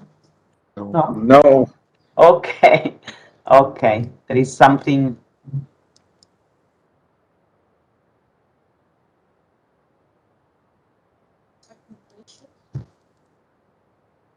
Can you see it now? Yes. Okay. Yes. Okay. Okay. Sorry about that. Now, just briefly, I would like to summarize what we have done in terms of rules and regulations. Basically, we have 3 regulations concerning the university library system, concerning the services of the UNIVAC library systems, and guidelines concerning donations. Basically, we have given ourselves some rules because when you give services, when you give provide services and services, basically, as we do, we have to stick to some rules, basically. So as far as, unfortunately, let's see, okay, I will show you, can you see the website now? Can you see? Yes. Okay, we do not have an English version of the rules, regulations I have just mentioned, but they are available in Italian in our website, in this section of the website, which describes the UNIVAC library system. Basically, what we say in our regulation is this. As far as the regulation of the university library system is concerned, we define our university library system. This is something I have just mentioned before, briefly mentioned before, defines what it is, a network of libraries, of 5 libraries, so defines its functions, its mission, and the way they work, the library work. Basically, defines also the objectives. What are the objectives of the university library system? So the library system works for accessing its holdings, for the development, the updating, the protection and conservation of the holdings of the library system. And then, of course, how we manage, how we access, how we convey information. Then we define, I have already mentioned the structure, then it mentions which ones are the libraries which make up the university library system, and we have just mentioned them, the 5 libraries, and then what are the criteria inspiring the management of the holdings. As I said, it is the library system is governed by a council, a scientific council, made of professors, a representative of the student, and the head of the library services. Okay, then we have instead the regulation concerning library services.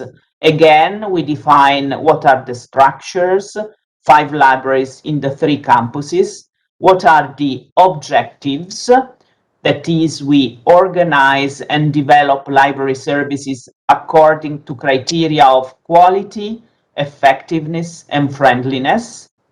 Then we define, this is very important, our users. Who are our users? Our users are basically UNIVAC users, UNIVAC staff, UNIVAC students. Then we have also, our users are also those affiliated to the other two universities of the region of Abruzzo. Basically, there are 3 universities in our region. The other 2 are in 2 other provinces of the region, and we recognize as other users also the students and the staff affiliated to these other 2 universities.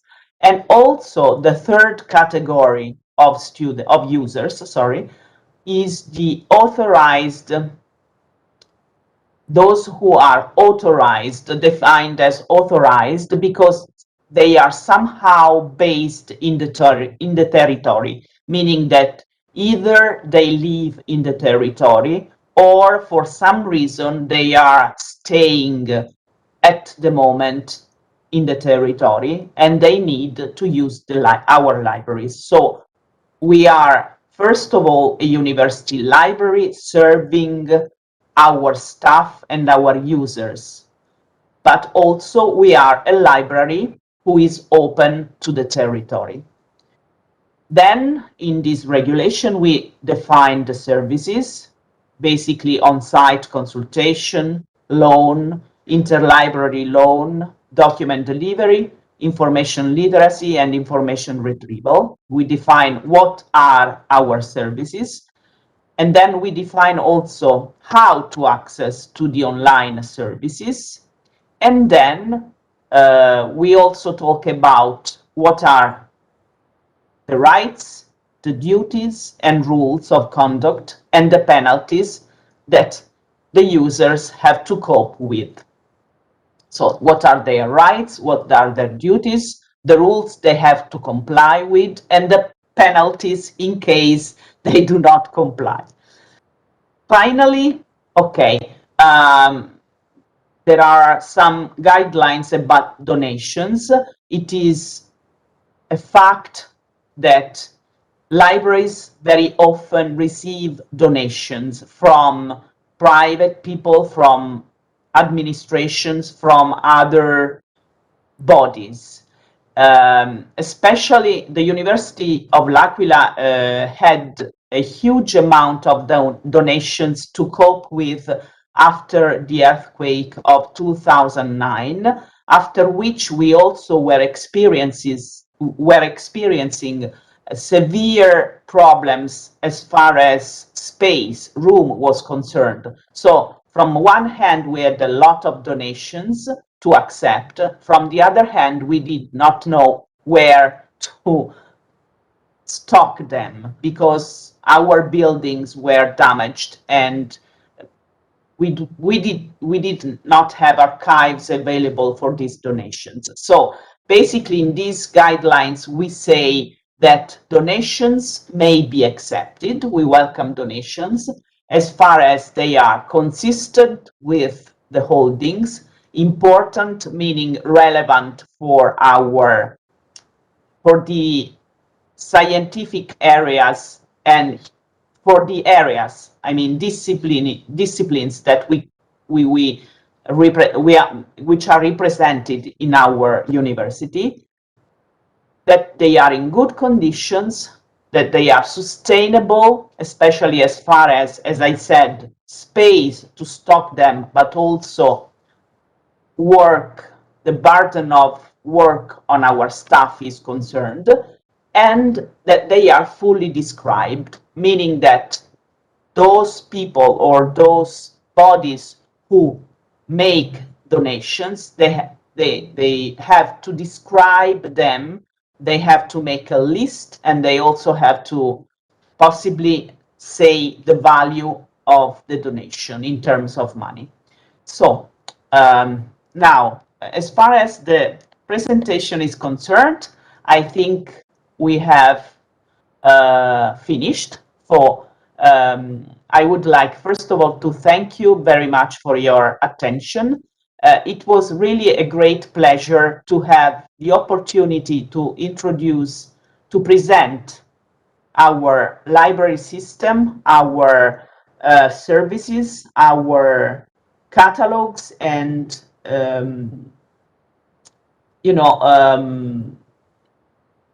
what we do basically. Now, if there are any questions, I would suggest to write questions in the chat area, so we go through it and we will give our answers, if you agree. So just let me know. May I add something? Yes, sure. Thank you very much for your presentation. They are very, very useful, I think, for the project.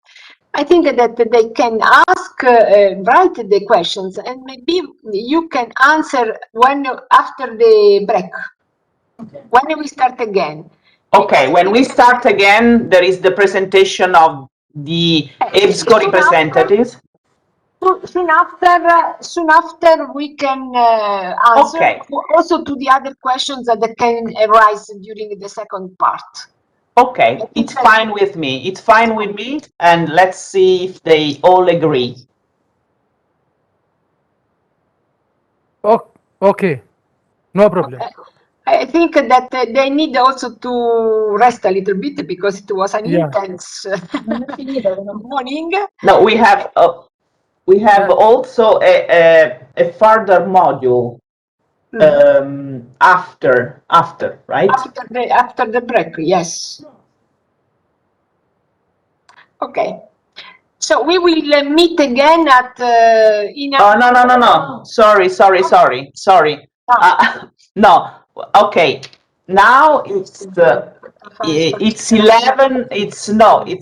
No, sorry. Dobbiamo arrivare a luna. Ma è luna loro. Okay, sorry. Yes, fine. We will start with the module 3 of the presentation after the lunch break. Okay. Okay. So after the lunch break, Professoressa Tozzi, after the lunch break, there is a third module that we have to present, and there is also the presentation by Alicia Poggio, the EBSCO training specialist. Okay. And at the end, we can answer. You can questions. Answer to all the questions. I think. Okay. So thank you very much. Thank you for your real great experience and expertise that you could provide to the partners. I think that all people could appreciate it. And okay, we just stop here for a moment, for 1 hour, and we start again. Okay, see you later then. See you later. Have a good lunch. Bye-bye. Bye-bye. See you later. Bye-bye. Here we are. Welcome back. Hope you had a nice break and everything is fine. So the next module is about the services of our library, offered by our libraries. And so we are talking about the online catalog services, the digital lending, document delivery, information literacy, and the help desk. The online catalog services are just characterized by our will to offer our students and our users a customized experience. That is to say that both UNIVAC users and authorized or affiliated users, as Grazia was saying before, can log into their account in our catalog. The first one can use institutional credentials because they are UNIVAC students and have institutional credentials. The same credentials used to log to Easy Proxy, to navigate with and access the resources. So it deals with just one couple of credentials that can be used for the services of the university. The second one, that is to say authorized or affiliated users, so external users, can use the credentials that the platform, the catalog itself supplies. You can register and have credentials. What is true is that once logged in, all of them, so UNIVAC users and authorized and affiliated users, so all users can access several online services with just one click. And among others, this on the right is my personal space on the catalog. And among other services, there are the direct request of a book on loan, the reservation of a book which is currently on loan to someone else, or even autonomous renewal of loans. If I click and I show you in real on a website, I will log into my library account. I'm not a student anymore, so I will log with my Sbn, with my platform account, and I will show you how it is like.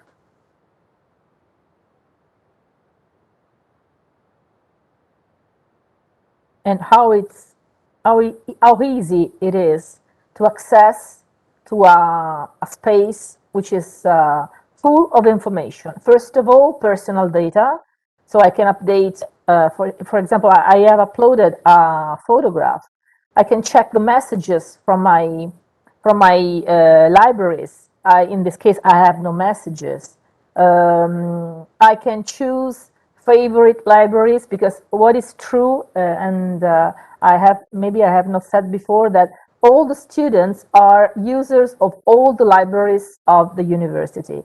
It is true that if a student is involved in engineering, he or she will attend and use the engineering library, but all the same, the engineering student is a user of all the libraries of the university. So he or she can choose a favorite library, a preferred library, and check this one among the others.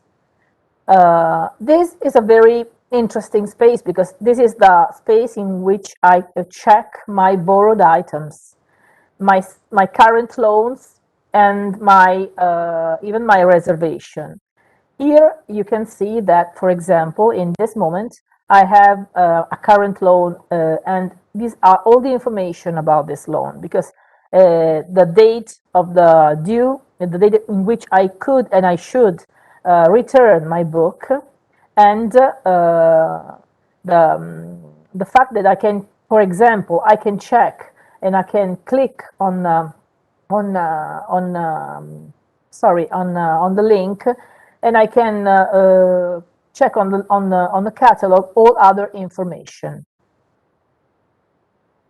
One other interesting thing is that in this case, for example, this is an item which is already been borrowed by me. That is to say that I know that I have to return this book in August, and I have the information, for example, that my loan can be extended starting from the day before the date I should return. So I have the autonomous choice to extend the period of my loan. The third situation is the book documents I have checked on my list. For example, in this case, I needed this particular book, and I discovered, and I can check it on the catalog, that the document was already borrowed. So until the 9th of the next 9th of July, the document will be on loan. So I put on a reservation, and I'm waiting for the system to check. I'm waiting for the system to check and to alert me when the document will be returned, and I can contact the library and return and loan and borrow the book. Sorry. Another interesting thing is that I can save my lists or save my searches. For example, I start searching for a book. I have something that stops my search. I cannot continue searching, so I can save my search, and next time I come to the catalog and log into to the catalog, I can start the search right where I left it. And this is very interesting. One thing that I want to show you in live session is, for example, how can I check? I can do for putting for a borrowing request, for example, architecture and sorry, after modernism. Okay, I discovered that this is a book which is in Biblioteca dell'Area di Ingegneria, so engineering library, and I can put my borrowing request in a very easy way. I can also write a note, because if I have something to say directly to my librarian, if I have some particular requests or in need of information, I can put up a note and confirm my requests. The librarian receives my request and contacts me to arrange for the loan.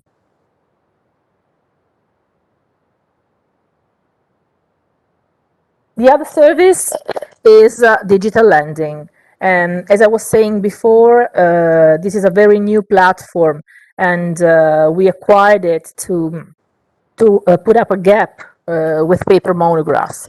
And MLOL, as I was saying before, which is Media Library Online, is the platform for digital lending. And all the books, all the ebooks and material available in the platform is protected by DRM, that is to say, Digital Rights Management, which involves various methods of protecting digital files from piracy, theft, or unauthorized access. So it's a way to make ebooks circulate, but protecting them. Because our work with DRM becomes traceable with a watermark or an encryption-based solution, so that its dissemination can be controlled and illegal use avoided. And there are different types of DRM, strict or soft, and depending on the publishing company. For example, ebooks on MLOL may be in either Adobe DRM, which is a stricter way to protect the ebooks, that after 14 days on loan disappear and are not available anymore after they have been downloaded on the devices of the users, or social and softer DRM, just like watermarking. And in this case, the ebooks does not disappear after a period of time, but stays watermarked, so that it will be not impossible, but it's not advisable to make it circulate in a legal way. Afterwards, another important service, which is very appreciated by our users, is document delivery. I described it here as a virtuous circle, because it's a service that provides for the exchange of document copies among libraries at local, national, and even international level, always in compliance with the copyright law. And I described it as a virtuous circle because it's borrowing and lending at the same time, and documents go both ways. So libraries ask for documents they need and supply documents other libraries need. So it's a real virtuous circle. And the way in which this service is carried out is very simple, because we can use, and librarians and libraries still use messages by email, request by email, which stays as the simplest way to contact other libraries. But it exists a network of library, a system and a software, which in Italy, which is called NILDE, which stands for Network Interlibrary Document Exchange, which is a web-based software for the service of document supply and interlibrary loan if we deal with books. It is also a network of libraries which are willing to share their bibliographic resources, mainly free of charges, and that is the added value. So There are no, in general, there is no fee added in the exchange of documents, because what is given free is received free. And so it's a marvelous balance between between borrowing and lending.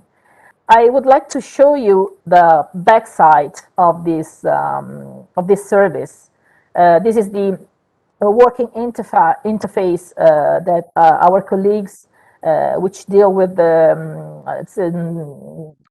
document delivery, use in the libraries, and I will show you how it works.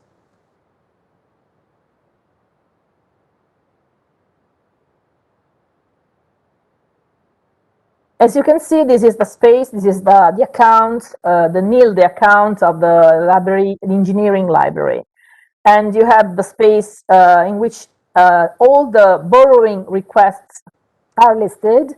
And so this is the article requested, the library which has been contacted and that supplied the article. And this green button here means that the document has been supplied. So all the librarian has to do is to click on the button and download the article and supply the article to the student, to the professor, to the user that has requested before. The landing space, in this case there are no requests, is the space in which our librarian put up new requests towards our other libraries. So when all the resources that we made available to our users are not enough, because all subscription and all open access content may be not enough, and our users or professors could ask for an article or a journal or a chapter of a book which is not in our holdings. This is the way in which we provide documents. And this is a very virtuous circle, as I was explaining before. Information literacy. This is the real challenge, as I wrote here, because the real challenge is to have students and researchers increase their ability to locate, evaluate, and use effectively all the available resources, because the real secret, the real deal is that all the resources that are made available to the users are really available and are really used, because what we have to do is to find flexible and customized solution to draw attention. This is the point, to draw attention, because it is true that students and researchers need information needs, they do research, but many times they surf on information. So what is considered to be important, what is important, is this mission, if I can call it like this, that librarians have. That is to say, to draw attention on what is available, and find flexible and customized solution to draw attention of our users. So we organize open online classes. We are available for personal face-to-face interaction, both individual or by group.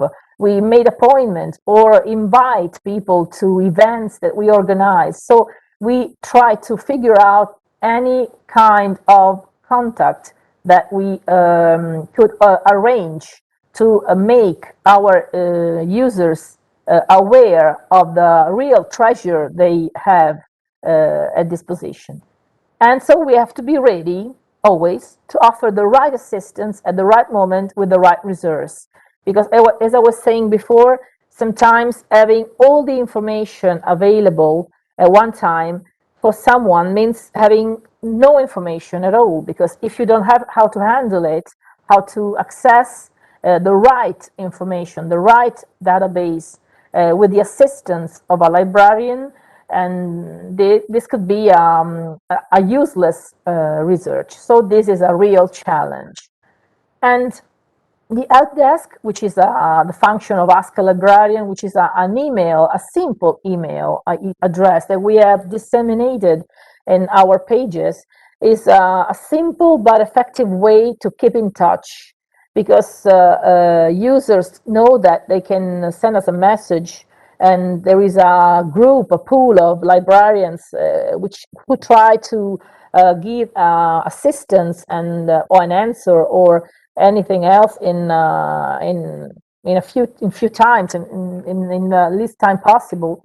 And it's a well-known tool. So a mail is simple but effective. So a well-known tool that sometimes, and this is a thing, I like it, acts like a springboard towards human contact, because more often, and I can testify this, after a mail comes a phone call, because there is the will to better explain the needs of the students or the professors, and so they prefer to return to human touch, to human contact.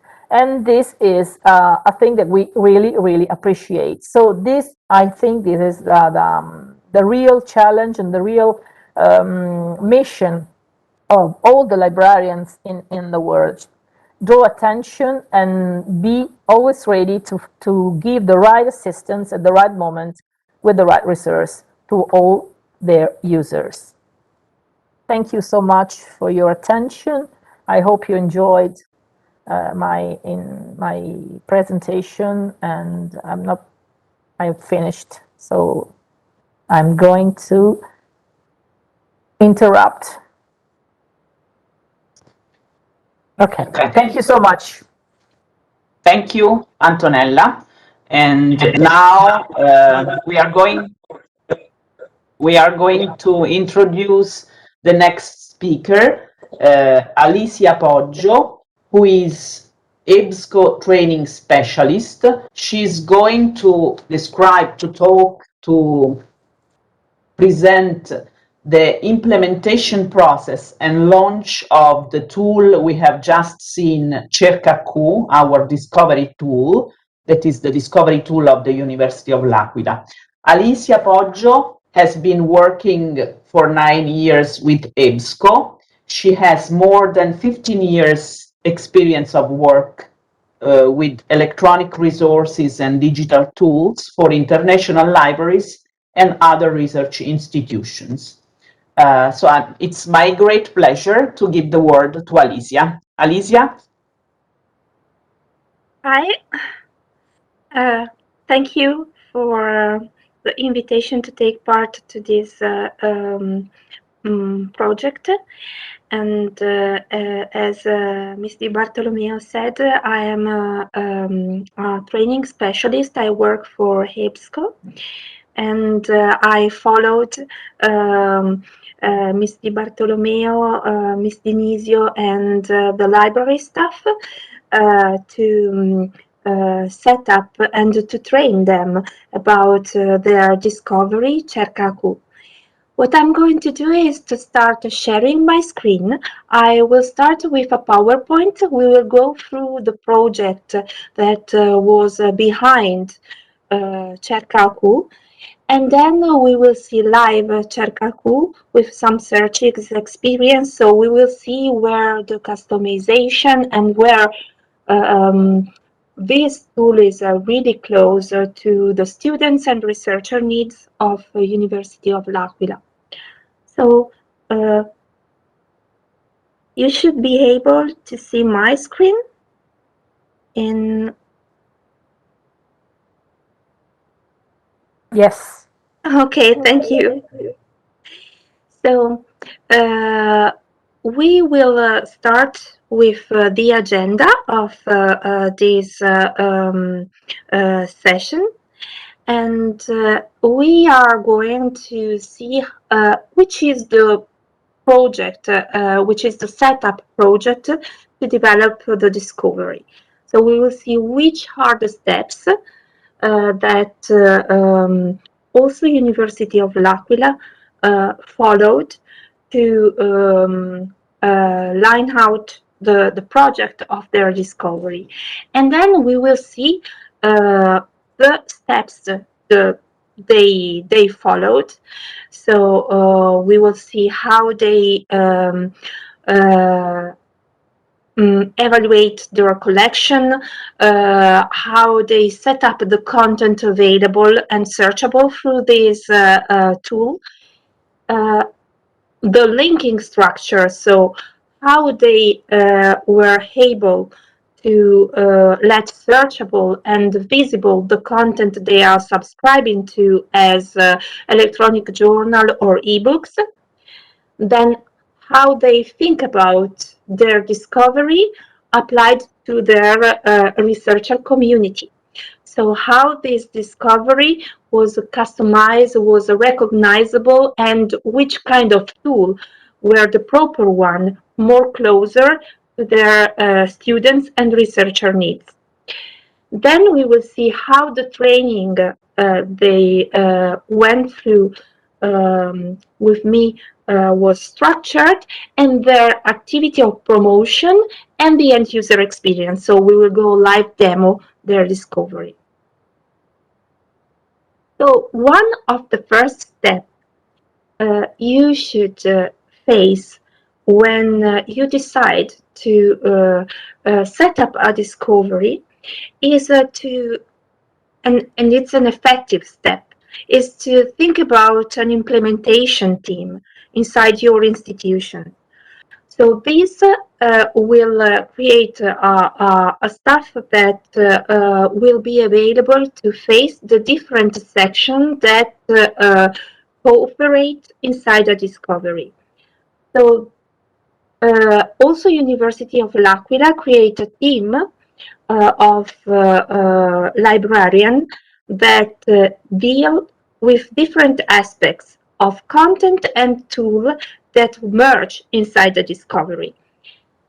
It's very important that inside your own team is available, it's present the electronic resources librarian or library staff members that deal with the electronic resources, the catalogers, because one part of this very sensitive research tool could be your own catalog, the digital archivists, because this is another part that could be included and searchable inside the discovery, institutional repositories. So it's very important also to let the provider of the discovery team talk with the archivist, and also the IT representatives, and for the section related to the communication and spread of the availability of the tool, it's very important to have your references librarian involved in the project. The setup project includes different steps we will see in depth applied to Cercaku. And the steps are, first step is thinking about which content you would like to be searchable for your community. So gathering the content and evaluate how the content could be searchable. Then thinking about all the full text, electronic content you have. So how you could link, so the linking structure and monitoring also the electronic holdings in order to let them be available and linked inside the discovery. The customization step. So how the discovery could be recognizable, how it could be closest to the community need, which information link design also, and the color and accessibility aspect it should cover, it should have. And then demoing also inside the product. So check internally if all the setup process followed your line, it's close to your need, and then promote it when you decide to launch it, when your tool is available. So the first step we will, University of L'Aquila went through was the evaluation of the electronic resources, but also the catalog, and as I said, also the institutional repository. These three elements are the basis of the metadata that through CercaAQ, but through every discovery, could be searchable. So what they did is to think about available and searchable the catalog, thinking about which content could make sense with the patrons. So if adding, for example, open access resources, if adding specific open access content, if adding metadata that could be available coming from specific databases, and think about the institutional repository. All these three elements allow you to customize EDS, in this case, CercaAQ experience, because deciding which metadata could be searchable, you could line up which are the content, highlight which are the content that are searchable for your students and researcher. And you could create your own discovery. In this case, the University of L'Aquila developed its own CercaAQ behind a easy single search box that it's very similar to the web experience. They decided to add, to let searchable their catalog, a group of electronic resources, and also another important part of the discovery are the indexes that could be added to the search. About the catalog, you saw the catalog also because Ms. Dinisio showed you also the searches inside the catalog and all the tools available through the catalog. The catalog, University of L'Aquila catalog is a Sbn Catalog, and it was very easy from the technical point of view implemented. The integration was through the OI PMH integration. So the record of the catalog are harvested very frequently and updated. And through the catalog process, there is also another option to implement the catalog inside the discovery. Catalog that do not allow this kind of integration could be integrated and searchable through the through a FTP server that EBSCO has. So you could load, this is an alternative, your data inside the FTP server, and the catalog upload inside the discovery let searchable. Let the end user display the catalog record through one single search box, and it could also integrate a tool that it's called the real-time availability check. So the end user could also verify if a book or a journal is available.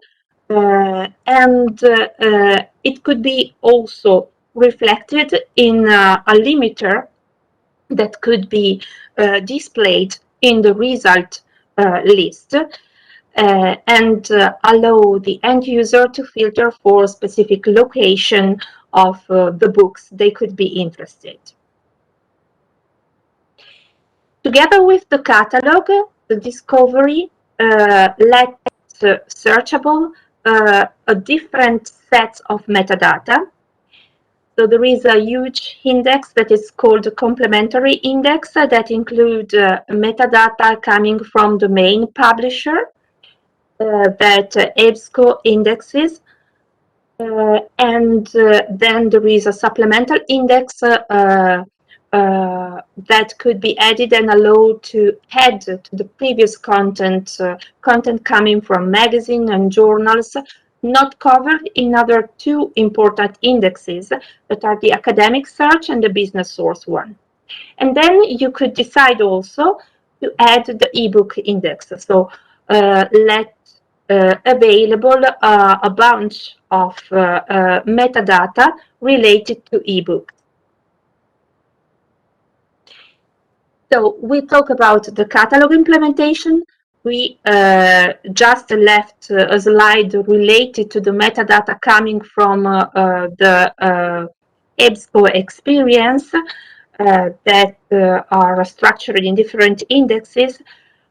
One of the steps that University of L'Aquila went through to set up the content searchable was the evaluation of subject indexes, databases they were subscribing to, and they are currently subscribing to. So a discovery tool is a tool that easily lets searchable content coming from different content providers too. There could be content providers that decided to participate to this discovery experience, and at different level. There could be also partners and there could be also content providers and publishers that decide not to let searchable their content through a discovery experience. So in this case, University of L'Aquila and our team work on an evaluation of their electronic resources holding, I meant databases, and they evaluate the ones they were subscribing, enabled through the search experience the one that could be searched inside EBSCO Discovery Service. They evaluate a list of partner database open access and decided to go for the ones that could make more sense for their research community, and also verify which subject indexes, which bibliographic database they subscribe to let them searchable through the discovery. It's in this case, the discovery experience, as I said, it's not something mandatory for the content providers, but the discovery experience is something that is continuously growing, and so many new partner contents are added very frequently, and a discovery could be also meant for your own community as a place where all the reliable content, whatever the discipline they are covering is, could be searchable. So there is an option through which this is what happened behind the scene in the setting of the discovery. This is an option that allows you also to let available to display by default all the new content. It will create a bit of noise in the search experience, but in case you would like to allow your end user to have all the content available, the new content that could be searchable, and you do not want to filter or limit for specific discipline, you could also decide to go for this. So to add all the new partner databases by default inside the discovery. And another option that highlights the content that could be added is the research starter. So this is a tool that allows, when you start a search for a topic, for some keywords, to open the result list with a placard inside which you could find reference information about that topic. This information is coming from several reference databases. So this is another option of customization. We talk about the metadata. we talk about the catalog availability, metadata coming from the indexes, and also from databases you could have an active subscription through. So when we will see live Cerca AQ, you and every discovery, you could realize that starting with a very sensitive search, you retrieve a large number of results. Behind the scene, it's working a relevancy ranking tool that allows to rank in the first page of the result for every search the most meaningful results thanks to the several criteria together. So we will see searching Cerca AQ that what will happen is that our results will be displayed with this ranking that take in account, first of all, where our keywords were available, and about the bibliographic information of the results that will show our keyword as a subject or in the title of the article will be ranked on top. Then there is an impact also through due to the density and frequency of the term. And for example, the document type, so for example, a book review and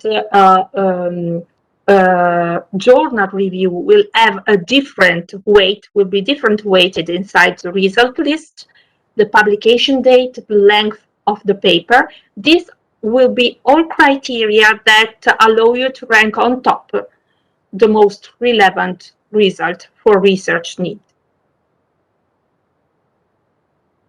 We talk about the metadata, and together with metadata searchable, another important item of the search is the full text. So I could have quick results, I could have relevant results, but how I could get the full text? This is an important aspect for your end user. This is an important aspect also from the point of view of the libraries, because you could have several active subscription and to electronic journals and ebooks, and it's very important that the content you decide to go for your community could be available and visible from the result list. So it's very important to set up links that allow to go for the full text as soon as possible.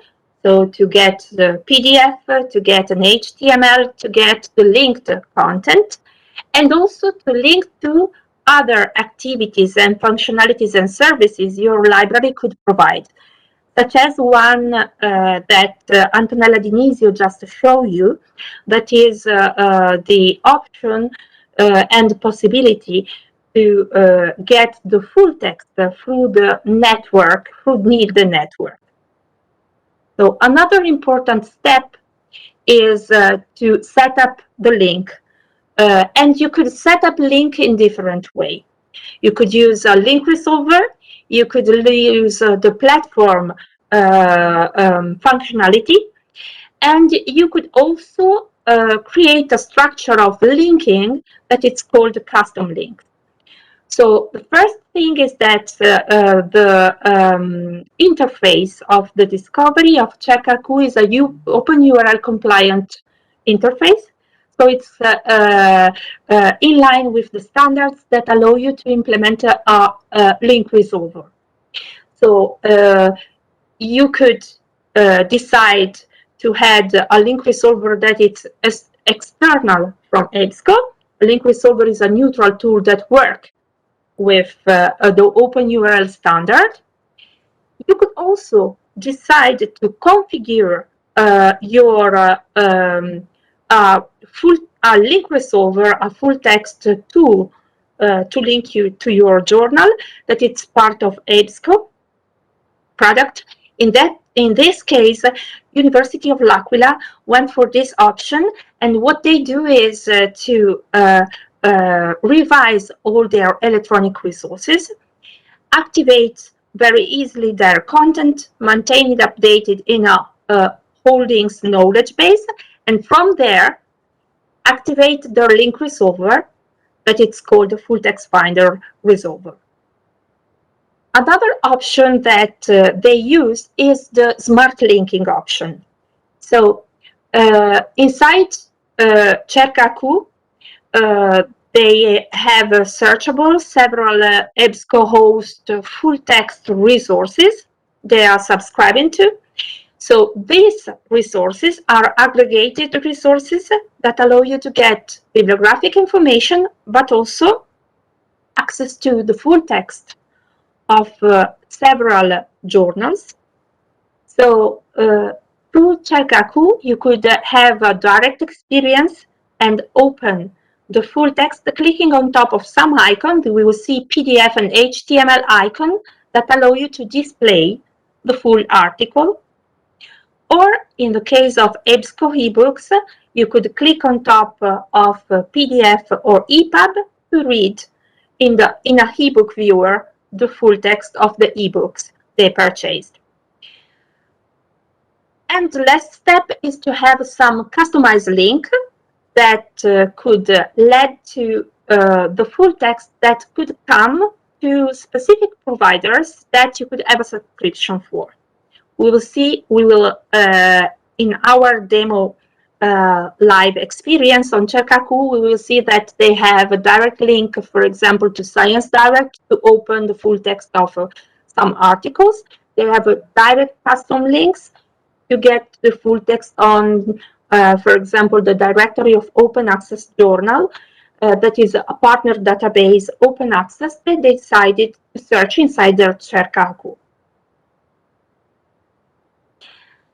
So University of L'Aquila manage his holdings.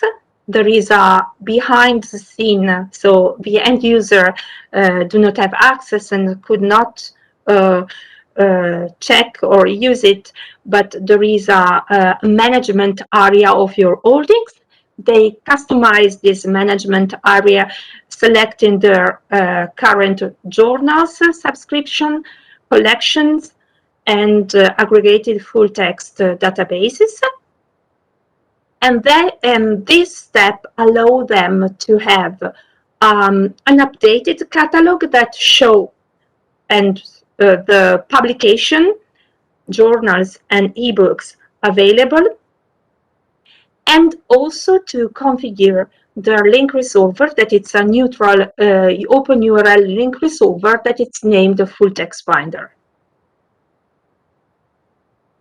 This is just a window to show you how they decide also to customize their link resolver.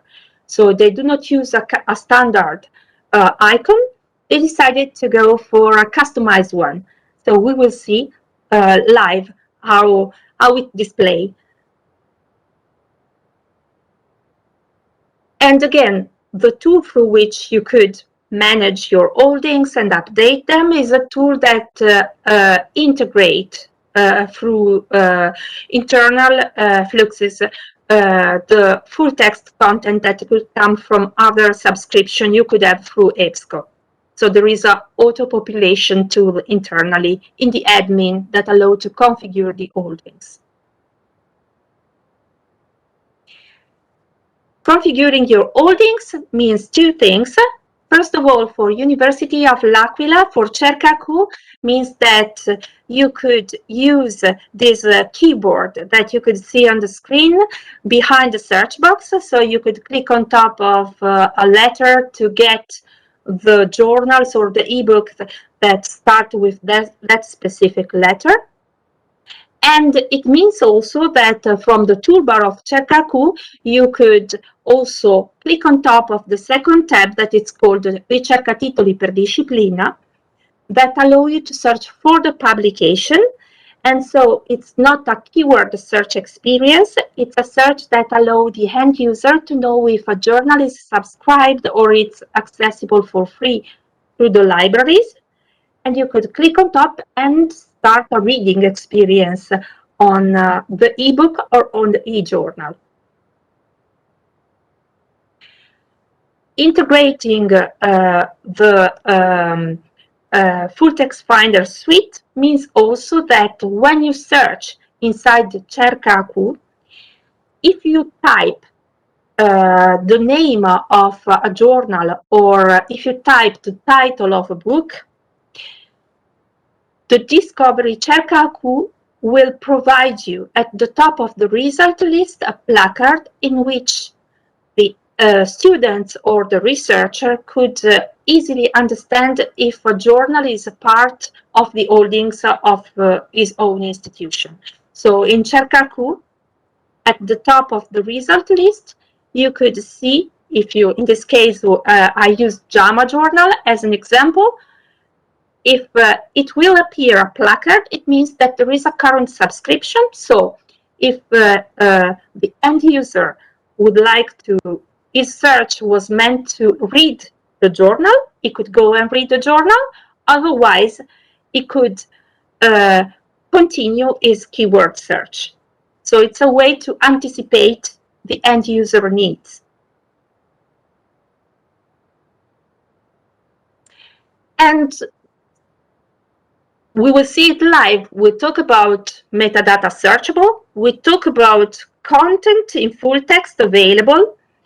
This means crossing to knowledge needs and to knowledge base, the metadata and the full text together.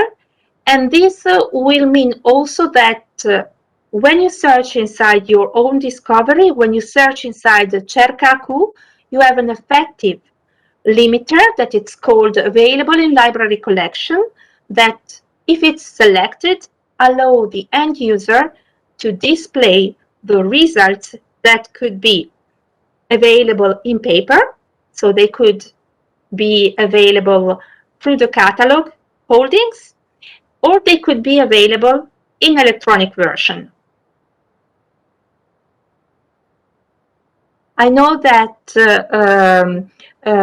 Ms. Di Bartolomeo and Ms. Dinisio already asked to collect your question at the end of the session, but if you think that I have had it, or I went through so many information, do not hesitate. If you would like to ask something, I'm available, but in any case, you could add further question to the last question and answer part of this day together.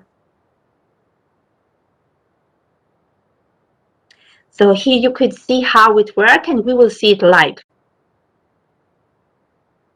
Then, now you set up the content. That's what happened with Cerca-Q. The library staff think about which content could be the most important for their patrons, went through the setup process of the content as metadata and linking, and then they think about how it could be accessible easily and seamlessly for their end user. They think about customization and branding of their discovery. So, first step that it's very important, it's the name. I would like to start from the second part, the second item. So what you could do, and what the University of L'Aquila did, is to think about something, a name that the end user could remember, a name that was in line with the other resources they have, a name that could mean something also in the future, from when they will start using and launching this tool. So they create a specific name, they call their discovery Cerca-Q, and they also design a icon, a specific icon for Cerca-Q. The second step is the branding. The branding could be the color. So you could think about a color that is very close to the color of your library's page. Think about what you would like your patron could access to through the toolbar. So the left side of the toolbar allow University of L'Aquila students and researchers to go directly to a search by keyword, to list the databases for a more specific search using, for example, authorities available inside the databases, to go for the catalog, to search titles as e-journals and ebooks, and to go to the library, to the system library page.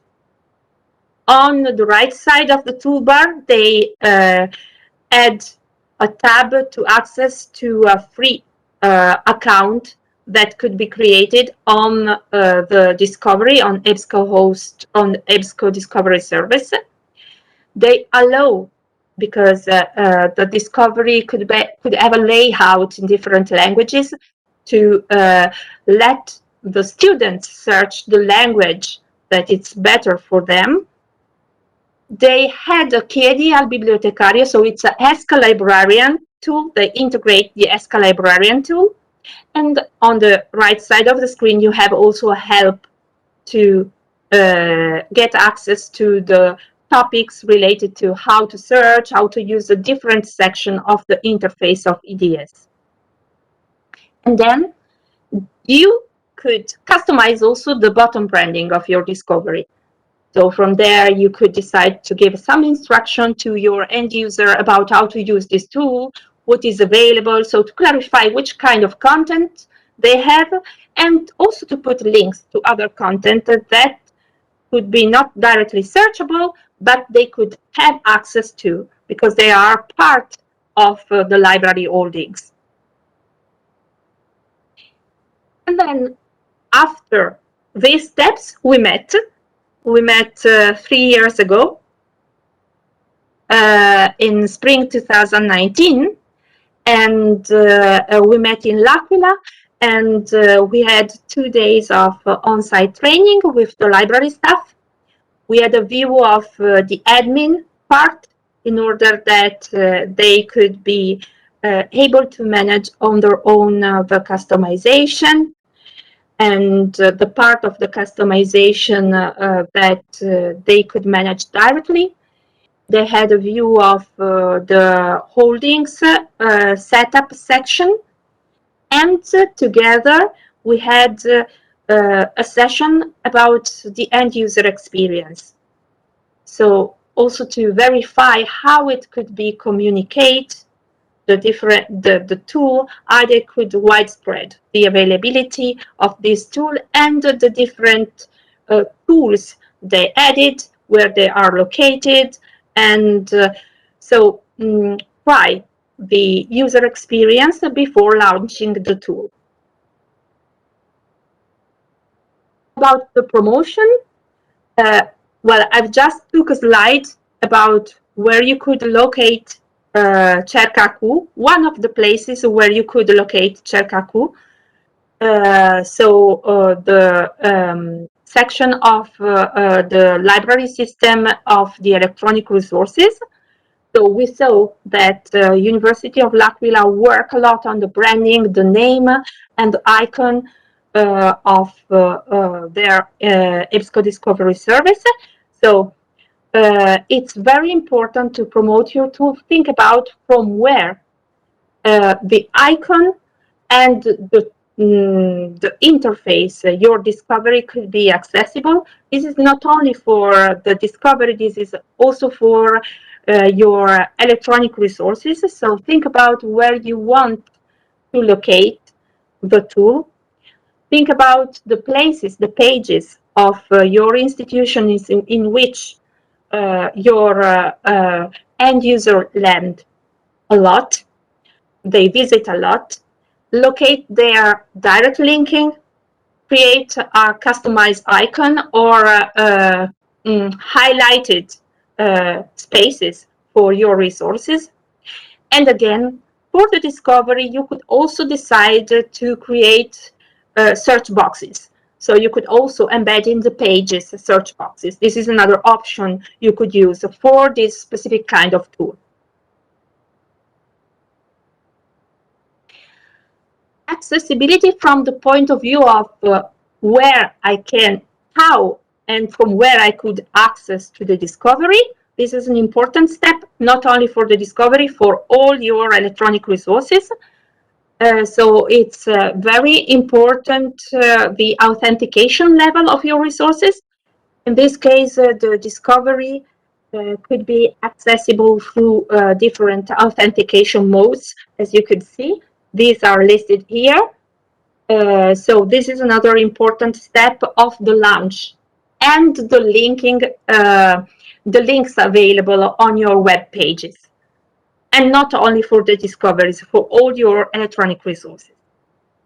And from the point of view of the searchability and availability of the tool, think about also other options instead of the desktop or laptop experience. So in the case of the discovery could be searchable also through a mobile app, or there is in any case an interface that it's compliant with with smartphones and tablets. So here you have a brief view of how the mobile app works. It has a geolocation tool. It has it could be connected to your customized account, so you could find out your recent searches.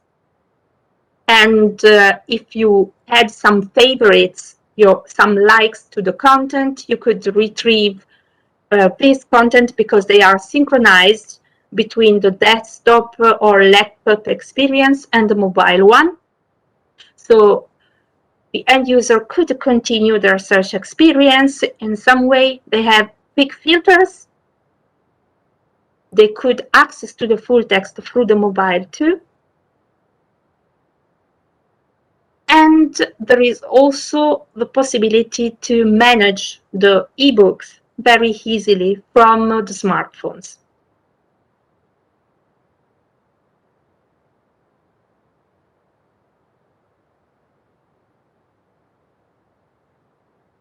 And now we will start the live demo. So what I'm going to do is to stop sharing this screen.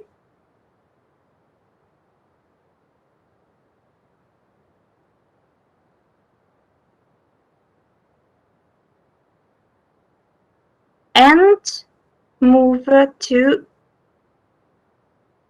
the discovery.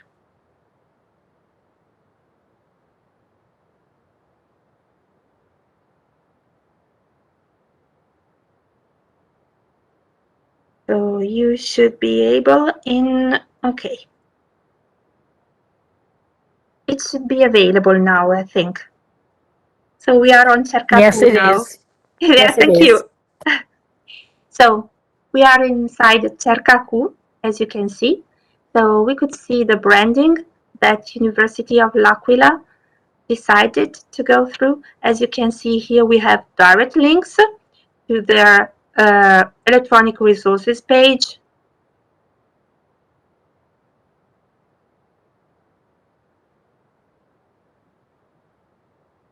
So they have the list to go directly to the resources. They have the search for per titles. So it's something that it's connected to the link resolver and the holding settings. Oops, sorry. I was connected since a long time. That's why. So this is something that it's not happening with direct link. I'm not working from unfortunately from the University of L'Aquila network, and that's why I was okay. So here they have their titles. So this is the place we will see where you could verify, and you could go for a specific publication, and instead of searching inside the database, you could also click on top of this link to go directly to the journal page and read the e-journal. And the human touch, also the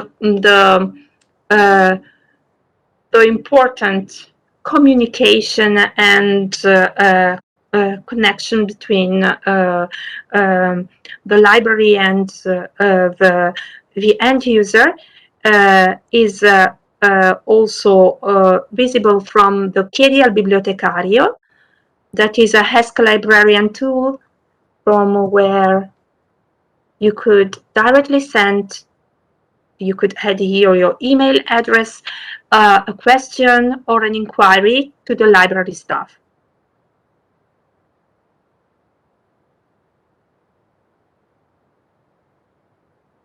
So they have their customized logo, and as you can see, they create this keyboard through which you could click on top and open the publication page.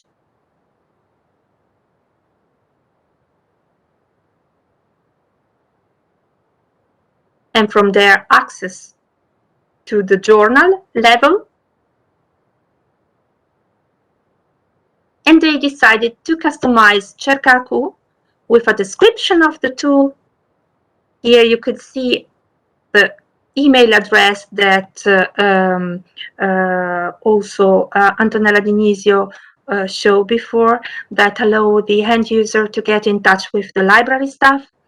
And here you have the list of the content that could be searchable, and also the content that are not currently searchable, together with this sensitive but at the same time research tool that could be used also by experienced user.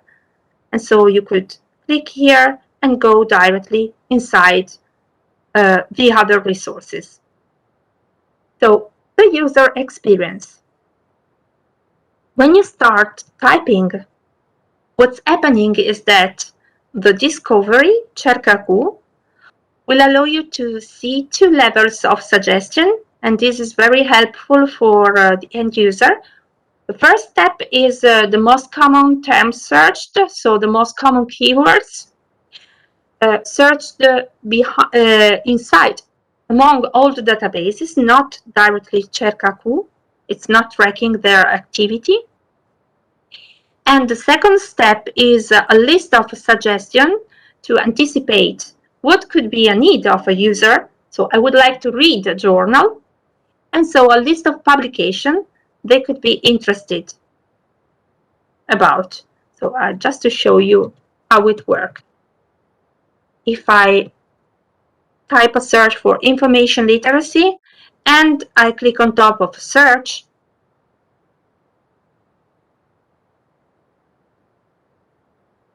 my result list will display a placard inside which I could see the title of a journal. I could see the direct link to open the journal and read it. So this is a way to provide a reply to a tentative need of an end user. In the middle of the page, then I will have my bibliographic results with their proper link.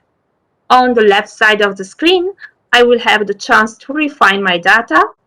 And on the right side of the screen, I could embed some tools that in the setup process could be an option to enlarge the search, to have a further space of communication with the end user.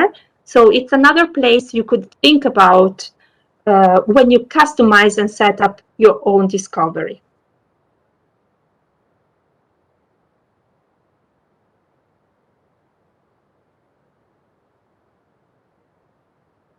I run another search.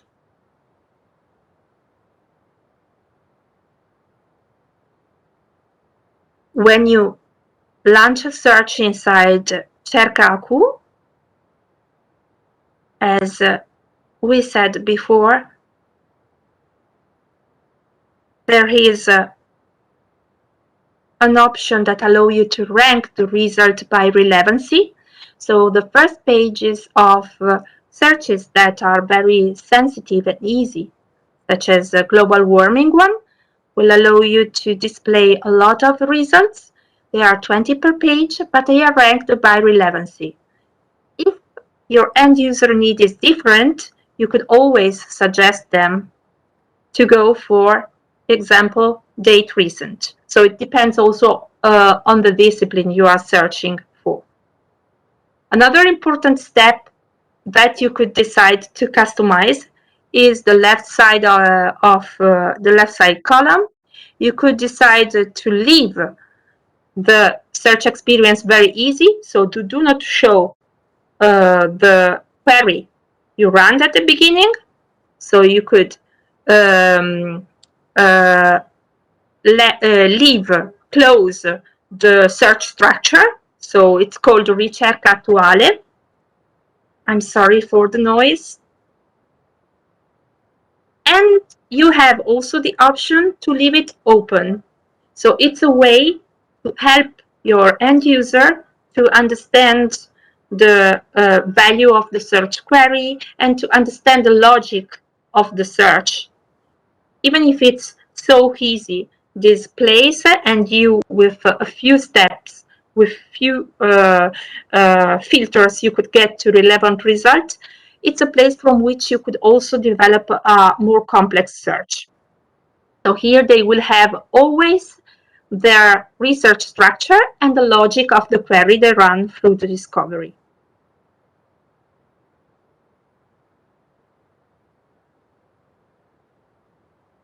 As we saw at the beginning of the PowerPoint, Cerca AQ include also the catalog. So the first result we list here is a result that it's coming from the catalog. They have a Sbn Catalog, so they have a refresh of their content on a daily basis. Here you could see a direct link also, is a link that it's called Vedi nel catalogo di Ateneo, that allow the end user to click on top and open the record inside the catalog. So they have from here all the tools available inside the catalog, and so they could ask for the book that it's currently available in the economics library. If you click on top of the bibliographic record, this is a record coming from the catalog, but it's a very easy experience for every record because the structure of the bibliographic record is the same. On the left side of the screen, they have direct links, integration. So this book, if it has some reviews, we could link to the reviews. This is an integration Università dell'Aquila decided to go for. So they have reviews about this book. This is an integration of the bibliographic record.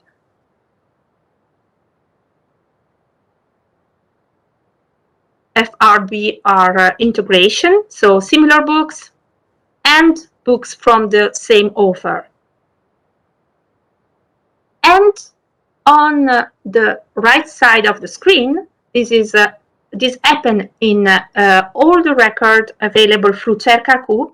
You have several tools that allow you to manage the content. So if you would like, for example, to create a bibliography about a specific topic, you could use this Google Drive or Aggiungi alla cartella tool to create a bibliography, or you could also cite and export the citation for the specific record. The exporting allows you to manage the record with different bibliographic software. And if you are not using any bibliographic software, you could also decide to go, for example, a CSV format that allow you also to rank the bibliographic information and to check if there are duplicates.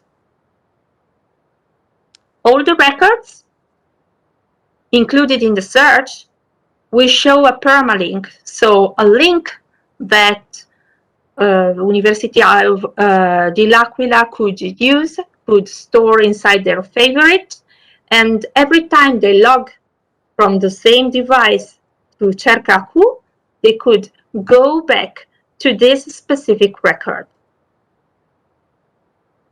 And about sharing option, Università dell'Aquila decided to add the Google Classroom because in this year and a half, the remote learning and long-distance education has been very important, and they reply to the end users' needs, adding the Google Classroom integration, so the content could be managed through Google Classroom too. There are other options that allow you to integrate the discovery experience, the EDS experience with specific LMS too. So you could also manage the content through these specific tools.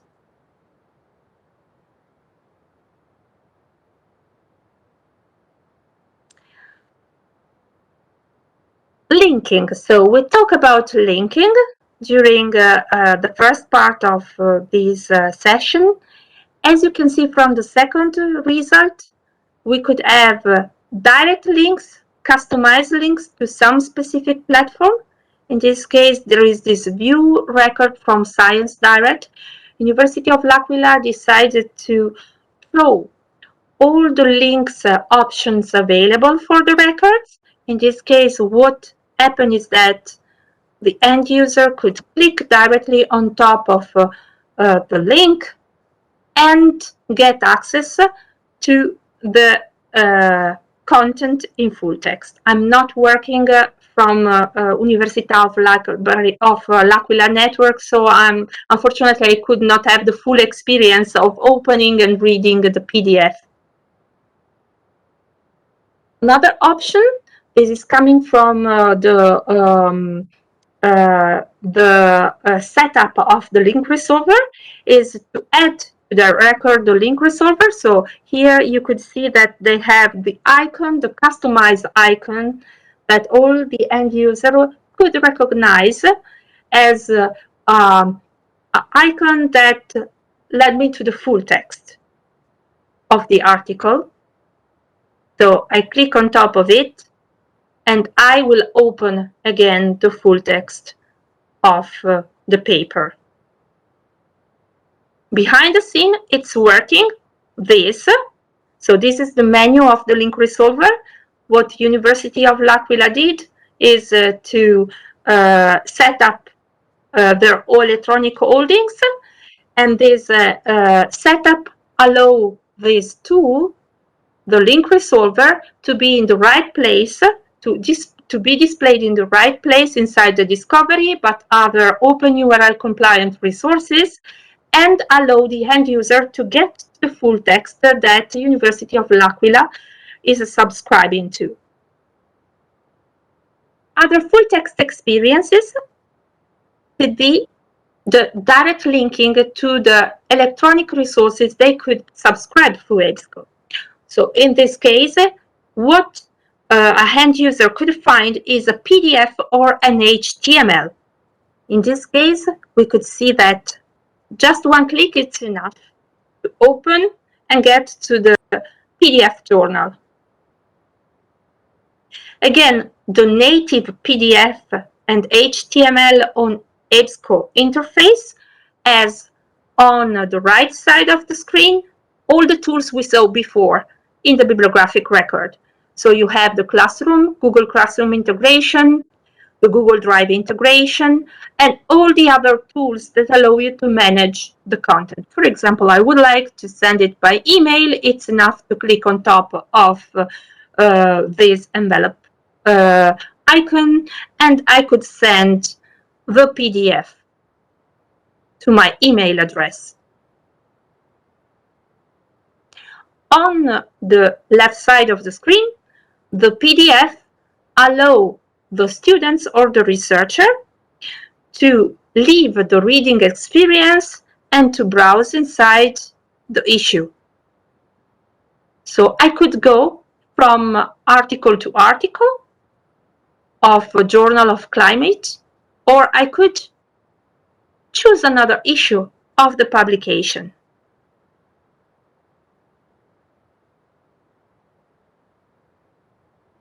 The HTML is slightly different. The fifth result is an HTML.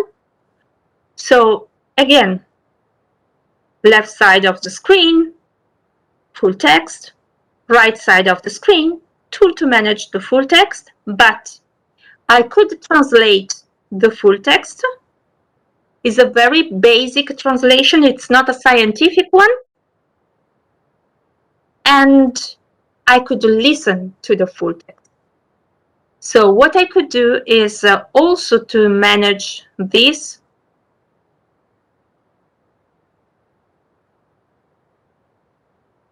You could download the reading. So this is very short, but it's available also for largest article. It shows you the index of the article. It allows you to go directly to the section you need. And through the reading feature functionality, you could also change the format and download it in MP3. So it's accessible. And it's also a tool that allows to improve the learning experience of English.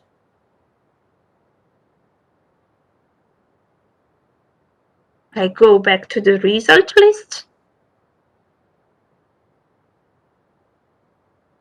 So just to show you other options of full text, we saw the linking to Science Direct between the full text linking. I click on top of fornitore di contenuto, then I will let you know what it is. But I would like to show you other kind of links to the full text. This customized link, they are named custom link, could open also other interfaces as open access one, such as the one of DOIJ.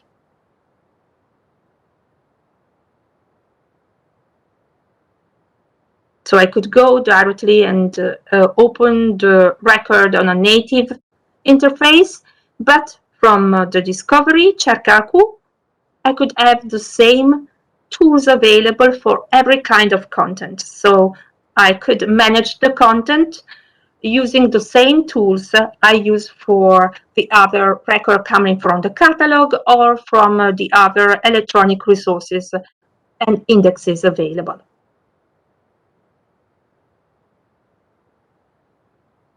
About the research experience, well, that's very easy. It's enough to work, in this case, from the left-hand column and to use the filter. University of L'Aquila decided to display not only the name of the section, content section, so databases and indexes and catalog or repositories. In this case, they have added only the catalog to their searches, but through this section on the left side of the screen that it's called the fornitore del contenuto. As you can see here, you could see listed the different section of the index and the content that are searchable and could be merged under the search experience of the discovery. So here you could see their catalog, subscribed resources, open access resources. They also decide to leave to their end user another important aspect. So the possibility to go from the sensitive search experience of the discovery to the granular search of a bibliographic database or a bibliographic full text database. So they customize their discovery with this direct link, you could see from the second result, from the third one, that allow the end user to move from the discovery and go to PubMed, for example, or to move from the discovery and go to engineering source or business source. So they could start in a very sensitive environment of search and go to a very specific one as a bibliographic database with its own authorities available. And it's an option that could be used also on the opposite side. So you could start, this is the meaning also of a discovery, you could start a very granular search from a specific, or you could start a search on a very specific database, and you could open your search, for example, on a brand new research topic on the discovery that allow you to search altogether different kind of contents and open the search result, explode the search result. So the left side column allow you to refine the results. Also, from this point of view, they decided to go for some specific limiter and expanders. They open the search experience from the semantic point of view because they decided to let the discovery open their keywords using equivalent subjects that could come from specific indexes they could have. They decide configuring their own content, so their catalog and their full text resources, aggregated full text and publisher subscribed collection, to let them patrons access from the first search to what is available to the users of University of L'Aquila.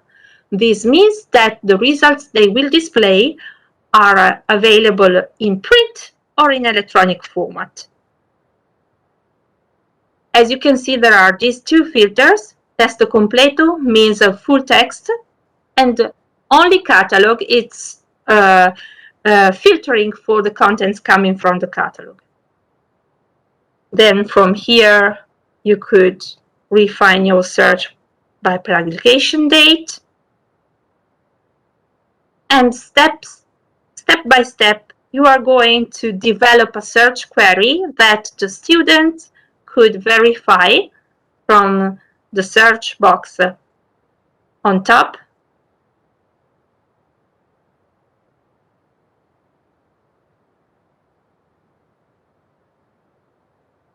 Then they could decide to go for specific research output. So this is a place that allows also the end user to verify the presence of content coming, for example, from grey literature, from ebooks, from dissertation and thesis, from peer-reviewed publication. You will see the subjects that are covered by the articles that I displayed. If I click on Show More, I could see the full list of the subjects in alphabetical order, in hit count order, so how many times they appear on the result page. But one way to search that is very effective is to click on top of name and re-rank the subjects in alphabetical order. So if I would like to refine, for example, for global warming, I could click on top of it and add another piece to my search query.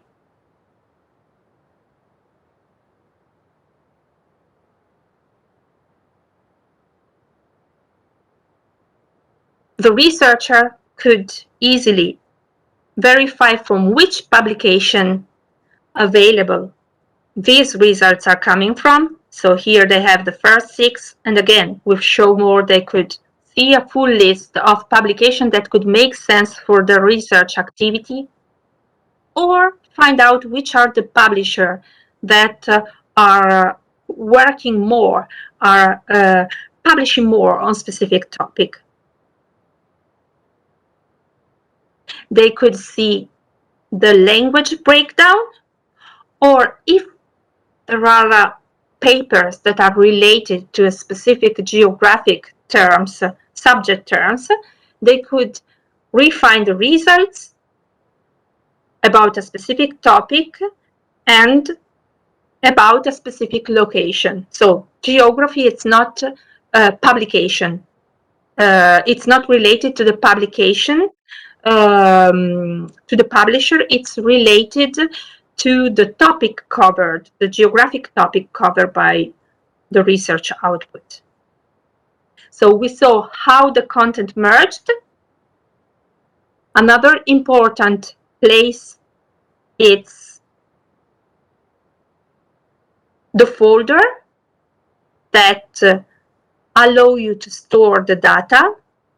So if you want, you could manage data by data, clicking on the bibliographic record. You could select the results, clicking on top of the ones you need, clicking on top of this blue folder. But you could also click on top of share, and from there, save the whole set of results in a folder that it's currently free, and it's currently the session one, but you could customize it for free and have your own working space. So it's enough to click on Accedi, and this could be also integrated with authentication mode you could use. So from here, every end user could create his own working space and adding his name, surname, email address, and creating a password. It's in line with privacy requirements. And I've already my account. I just would like to show you how it works. Oh, sorry.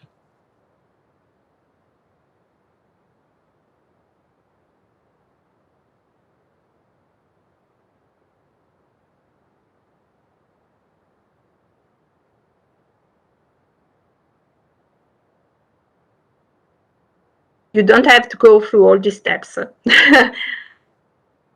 It's just because I'm working outside the network. Okay. So what happened is that every end user, thanks also to the settings of this place, of this working place, could have his own folder, could store his data, and from the folder could create a bibliography, could, for example, for all the results, print, send them by email or save them, or could also create a subfolder, a customized subfolder, and share the content. So there is the Google integration with Google Drive, with Google Classroom, but from professors, from the faculties, could be also used this internal environment to store data, to share data, and also go back to be alerted about any new content that could be added to the discovery about a specific topic. So it's enough to click on top of share and create an alert, a search alert. And this is another good option to keep updated about specific topics and receive by email or either inside the folder new fluxes of results. Another integration I would like to show you, this is something we talked about at the beginning. So Cercaku is also a place from where, if I need a full text, if I need a content, I could get access to tools, to services the library is providing to get the full text of a content. So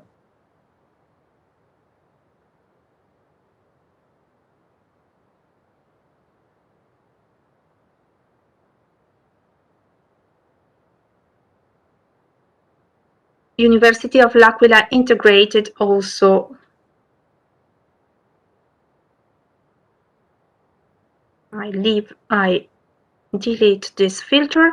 They decided to integrate also a link that allow to ask for the content. So if I need a content, they created a specific form that the end user could fill in. The end user could add from which library. This is very important to provide the proper and right information to the librarians, the libraries. So first step is to ask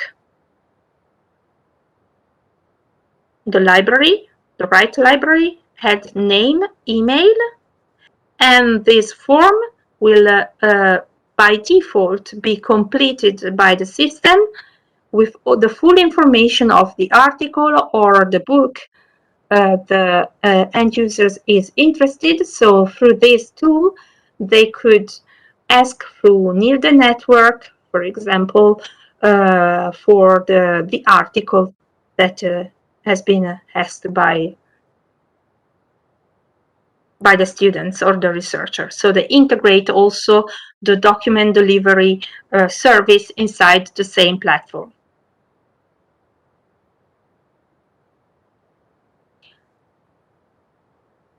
So just to close,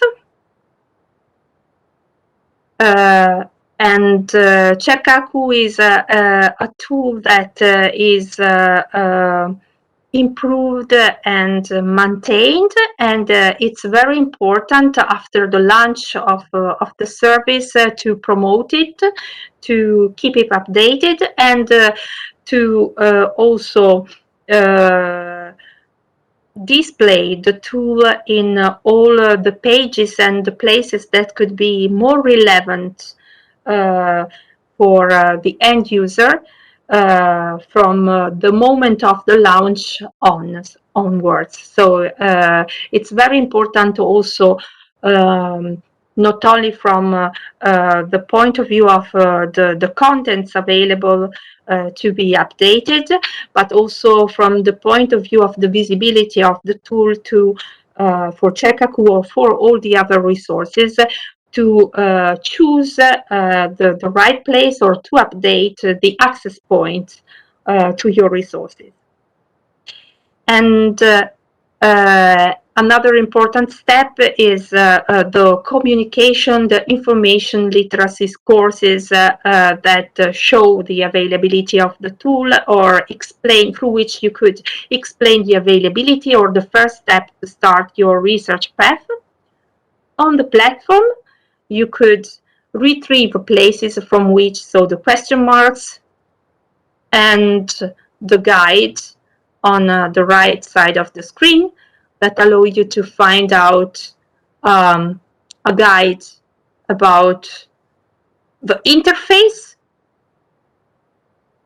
and an option that it's always available. It's also the internal training. So we are continuously in touch to get updated about the new tools and the new options available for the discovery service. So I think Okay. I stop sharing. Thank you very much, Alicia. Thanks to you. That was really very interesting and very detailed, your presentation. So now we ask all the participants, all the partners, if they have any questions, they can write them on the chat and we will answer. I hope you have enjoyed the subjects we have faced and described today. I hope it was not too boring. Thank you so much. Can I say something? Yes, please. Yeah. First of all, thank you so much for the wonderful session today, or sessions.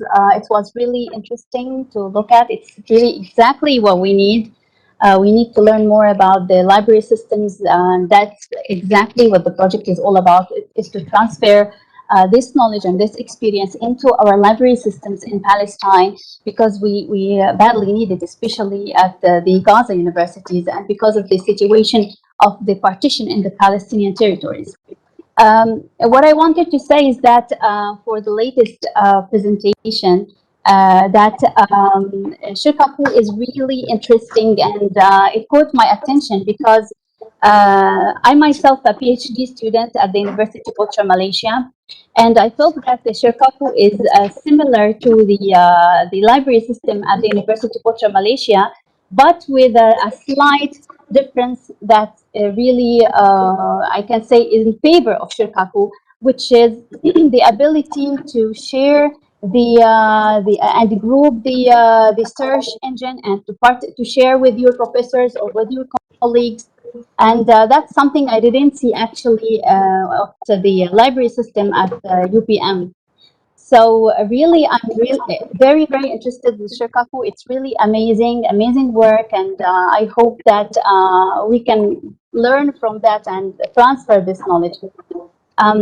Something else I want to, this is actually a comment. I have a question with regards to the subscribed data.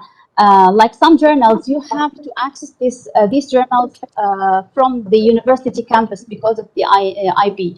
But since the pandemic and the inability to exist on the university campus, when we need to look into these subscribed data, we face a problem. We cannot really reach such journal articles.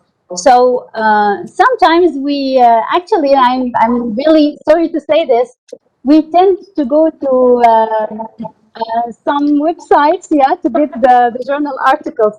So isn't there a solution, a legal solution, or something that you work with the journals or the subscribed data, so that it won't really look for the IP, or to stop this kind of action, to allow us to find or to access the journal articles without being existing in the campus?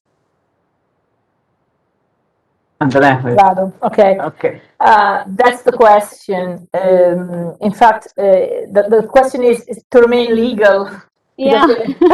We all know what you were talking about. Yeah. Grazie, toglila, per favore.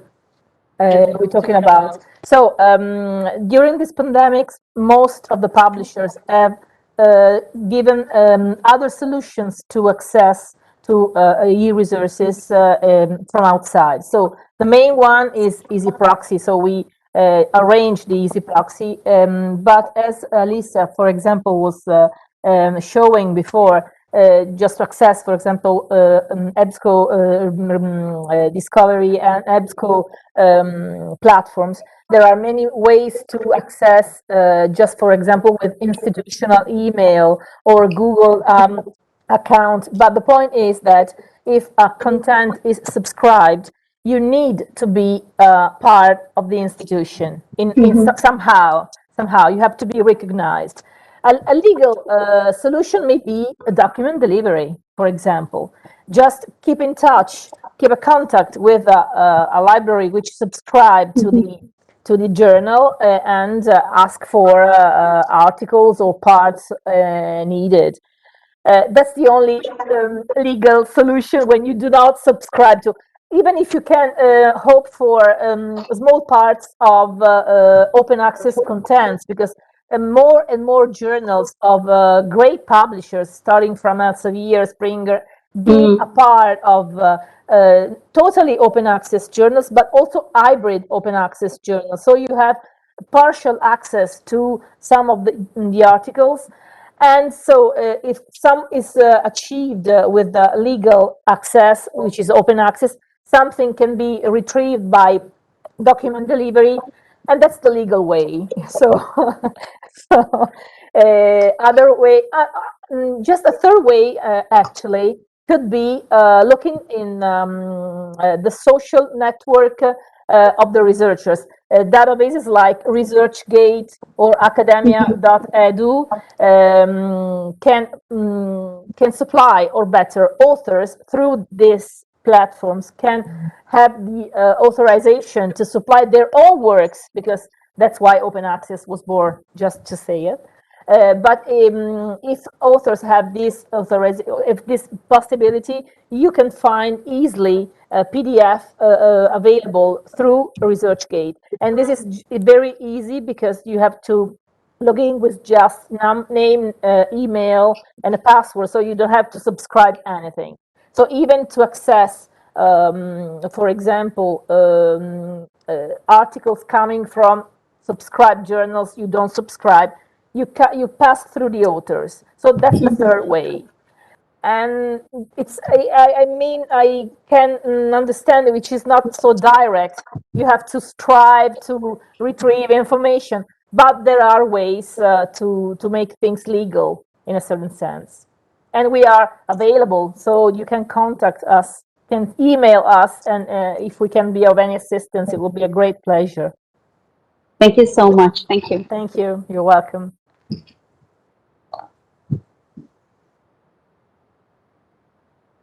Any other questions?